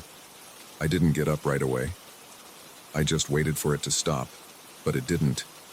I walked over, feeling my legs shake with each step. My mouth felt dry, and I caught myself holding my breath. When I finally picked up the receiver, I heard this low static. At first, I thought maybe it was a bad connection, but then I caught a sound behind the static. It was breathing, heavy, uneven, like someone trying not to speak but unable to stay quiet. I waited. My heart thumped against my ribs. The breathing went on for a few seconds, and I felt my scalp tighten. Then, I heard my name. It was faint, but it was definitely my name. It sounded choked, like the speaker's throat was half closed. I said hello, but no one answered. The line went dead. I put the receiver down and backed away, rubbing my arms because I felt a chill. I still tried to calm myself, telling myself it could have been some random telemarketer or an accidental dial, but that didn't make sense. The phone wasn't even connected to the wall. I thought maybe I'd made a mistake. Maybe I'd left a cord plugged in. I flipped the phone around, looked for any wires, but there was nothing. The phone was just sitting there, with no external power source. It was an old rotary phone with a thick coiled cord running from the base to the handset. That was all. There was no cable to the wall. I stood there for a while, checking every side of that phone. My stomach felt knotted. I could taste acid in the back of my throat. I considered throwing the phone in the trash or putting it in a closet, but I decided to leave it. I told myself I'd figure it out in the morning. I needed sleep, and I was too tired to think straight. So I sat down on my office couch, turned off the lamp, and tried to calm down. I dozed off, but maybe half an hour later I heard the phone again. This time it only rang once, a short, sharp ring. I jumped up and turned on the light. The phone was silent. I watched it, waiting for it to ring again, but it didn't. I felt tense and sweaty, so I decided to go home for the night. My office was only a few blocks away from my apartment, so I locked up and left. I tried not to think too hard about what had just happened. The next day I came in early to check the phone more thoroughly. It was a piece I had inherited from my grandfather's old house. I liked the vintage look, so I'd placed it on my desk as a conversation starter. I told myself it was probably just me being paranoid. I even considered that maybe I was half asleep and imagined the ring, but I also remembered how real that breathing sounded. I turned the phone upside down, opened the little panel on the bottom to see the wiring. It looked dusty and old with frayed edges. I expected to find a battery or something hidden, but there was nothing. Just old mechanical parts. No power, no trick. I examined the rotary dial, spun it a few times. It clicked softly, the way rotary dials do. I put the phone back and decided to ignore it. That night I stayed in my office again. I was trying to finish a project without distractions, and I figured I'd test the phone. I made sure there was no cord to the wall. I moved the phone to a corner near the filing cabinet. Around midnight, I brewed some coffee and sat at my desk, reviewing documents. The phone stayed quiet for hours. Then, at about 2 a.m, it rang again. That metallic clang filled the room, so loud that my eardrums felt like they were vibrating. My palms went clammy. I got up, walked to the phone, and lifted the receiver. Static. Then a faint whisper. It repeated my name, and I almost dropped the handset. My voice cracked when I said, "Who is this?" I heard more whispers. I couldn't make out all the words, but I heard something about a place with dim lights and wet floors. I heard the word corridor, and I felt goosebumps travel up my arms. I'd had nightmares about a long corridor with flickering lights before, but I never told anyone. The voice whispered about dripping noises, moldy walls, and a smell like rotten wood. Those details matched my nightmares exactly. I felt short of breath. My temples pulsed. I said, "Stop," and slammed the receiver down. I turned around and pressed my hands on my desk, trying to steady myself. My legs felt weak. I decided I wouldn't sleep in the office that night. I left, got home, and lay awake for hours. The following morning I checked the phone again. I even tried removing the handset entirely. I unscrewed it, took out the internal piece, and put them in separate drawers. For good measure, I wrapped the phone base in a thick towel and shoved it into the bottom of a locked filing cabinet. I spent the day telling myself that this was all in my head. There had to be a logical explanation. Maybe I was sleep deprived. Maybe the old device had some hidden battery and I was just freaking out. That night I stayed in my office because I had no choice. My workload was too high. I tried not to think about the phone. Around 1:30 a.m., I heard a soft scratching noise from the filing cabinet. I felt my heart skip. I ignored it for a few minutes, focusing on the documents in front of me. But the scratching got louder, like metal scraping against metal. My hands shook as I stood up. I unlocked the cabinet, pulled the drawer open, and saw the towel unwrapped. The phone base had moved to the back of the drawer, as if it was twisting around on its own. The rotary dial spun. I watched the dial rotate from 0 to 9, then from 9 to 5 in a sequence that made no sense. The phone clicked with each turn of the dial. My mouth went dry. My pulse pounded in my head. Then the ringer chimed. 3 times.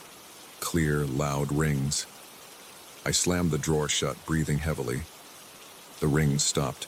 I grabbed my jacket and left the office. I couldn't handle being there. My mind was racing. I tried to calm down in my car. I sat there for about 10 minutes, staring at the dark windows of my office. No lights were on except the small lamp I'd left at my desk. Everything seemed quiet from the outside. The next day, I decided to get rid of the phone. I took it out of the filing cabinet, stuffed it in a box, and carried it outside. My plan was to throw it in the dumpster behind the building. I felt uneasy doing it, but I told myself I'd had enough. I found the dumpster, lifted the lid, and tossed the box inside. I heard a dull thud as it landed on top of some garbage bags. I let out a breath of relief and walked away. That evening, I stayed home. I watched TV and tried to relax. Around midnight, my cell phone buzzed. I checked the screen. It was an unknown number. I felt a jolt of anxiety. I tapped decline. A few minutes later, it rang again. Same unknown number. I silenced it. Then a text popped up. It was just my name typed out. My chest tightened and I felt a rush of nausea. Another text followed with some phrases about corridors and dripping water. I recognized the same words I'd heard through the static. I turned off my phone and tried to calm down. I didn't sleep well. In the morning, I forced myself to go to the office. I didn't see the phone anywhere, and for a moment I felt relieved. I tried to work, but around lunchtime I noticed the phone sitting on my desk again. It had no box or packaging. It was just there, in the same spot it used to be. My stomach lurched. I walked over, reached out to touch it, and felt that same cold metal on the ringer. I checked the bottom, covered in grime, like it had been in the trash. I had thrown it away, but it came back. I decided to try one more thing. I'd remove every part of it. I found a small screwdriver and started taking it apart piece by piece. I removed the screws from the bottom panel, took out the bell assembly, pulled apart the rotary dial and set each component aside. I laid them out on a cloth on my desk. Nothing looked special. They were just rusty old parts. I left them there and got back to my laptop, feeling a slight sense of control. 2 hours later, I turned around and saw the phone back in one piece. It sat upright, as if I'd never touched it. The screws were back in place. The dial was intact. I stared at it, my breath catching in my throat. My hands tingled with pins and needles. I reached out and gently picked up the receiver. I heard static right away. Then a voice said my name in a slow, raspy tone. It talked about places I'd never been, describing specific details. It mentioned a house with cracked windows and a living room full of old furniture. It spoke about a dusty chandelier and a broken floorboard. I had never seen any of those things in my life, yet I could picture them clearly. The voice described the smell of damp curtains and the feeling of a draft against my ankles. I felt sick to my stomach. I slammed the phone down again, my breath shallow. Over the next few days, it only got worse. The phone would ring at random times, and if I didn't answer, the dial would spin by itself, making clicking sounds. Sometimes I'd pick up and hear shrill static that hurt my ears. Other times I'd hear quiet whispers describing corners of my mind I tried to keep buried. The voice talked about my nightmares, the corridor, the dripping water, the smell of mold. It even mentioned the way I'd stand there in the dream, unable to move. My body would go cold each time it spoke. I could feel sweat dripping down my back. My hands would shake so much I could barely hold the receiver. I tried ignoring it, but the phone wouldn't let me. If I didn't answer, it rang louder and longer. Sometimes it felt like the ringer was echoing right inside my skull. I tried throwing it into the storage room at the end of the hallway. I locked the door, but within minutes, I'd hear it ringing again on my desk. When I opened the door to the storage room, it would be gone. I found it back on my desk the moment I returned. My head felt like it was under constant pressure. One evening, I left the office to see if I could just escape it all. When I got home, my personal phone started acting strange. I had calls from numbers that were just static. The text messages were mostly random symbols, plus a few words that repeated, corridor, water, your name. Each time I saw them, my heart rate sped up. My chest felt tight, my head pounded. I ended up turning my phone off and sitting in the dark, feeling shaky and exhausted. I thought about calling someone for help, but I didn't know what I'd say. Hey, there's this old phone that rings by itself with no power and repeats my nightmares back to me. Nobody would believe that. I started noticing small things in my office. The air felt colder around the desk. The overhead lights flickered sometimes. I heard faint clicking noises when I worked late. Sometimes the phone would ring once, stop, and then I'd hear footsteps in the hallway even though nobody was there. I'd get up, check the hallway, empty. My nerves were on edge. I was jumpy, stuttering in normal conversation.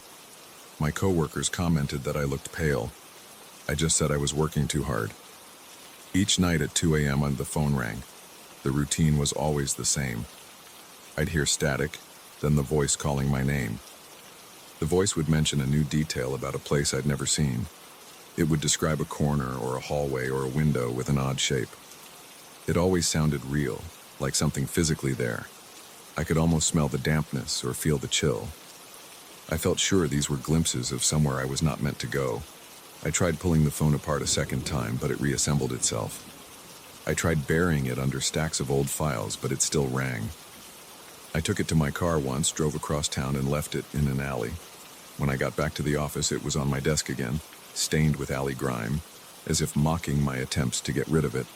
My chest felt tight all day. I had trouble eating. My throat was constricted. I spent hours staring at the phone, waiting for it to move or ring. Sometimes the dial would spin quietly and I'd hear faint clicks that made my skin crawl.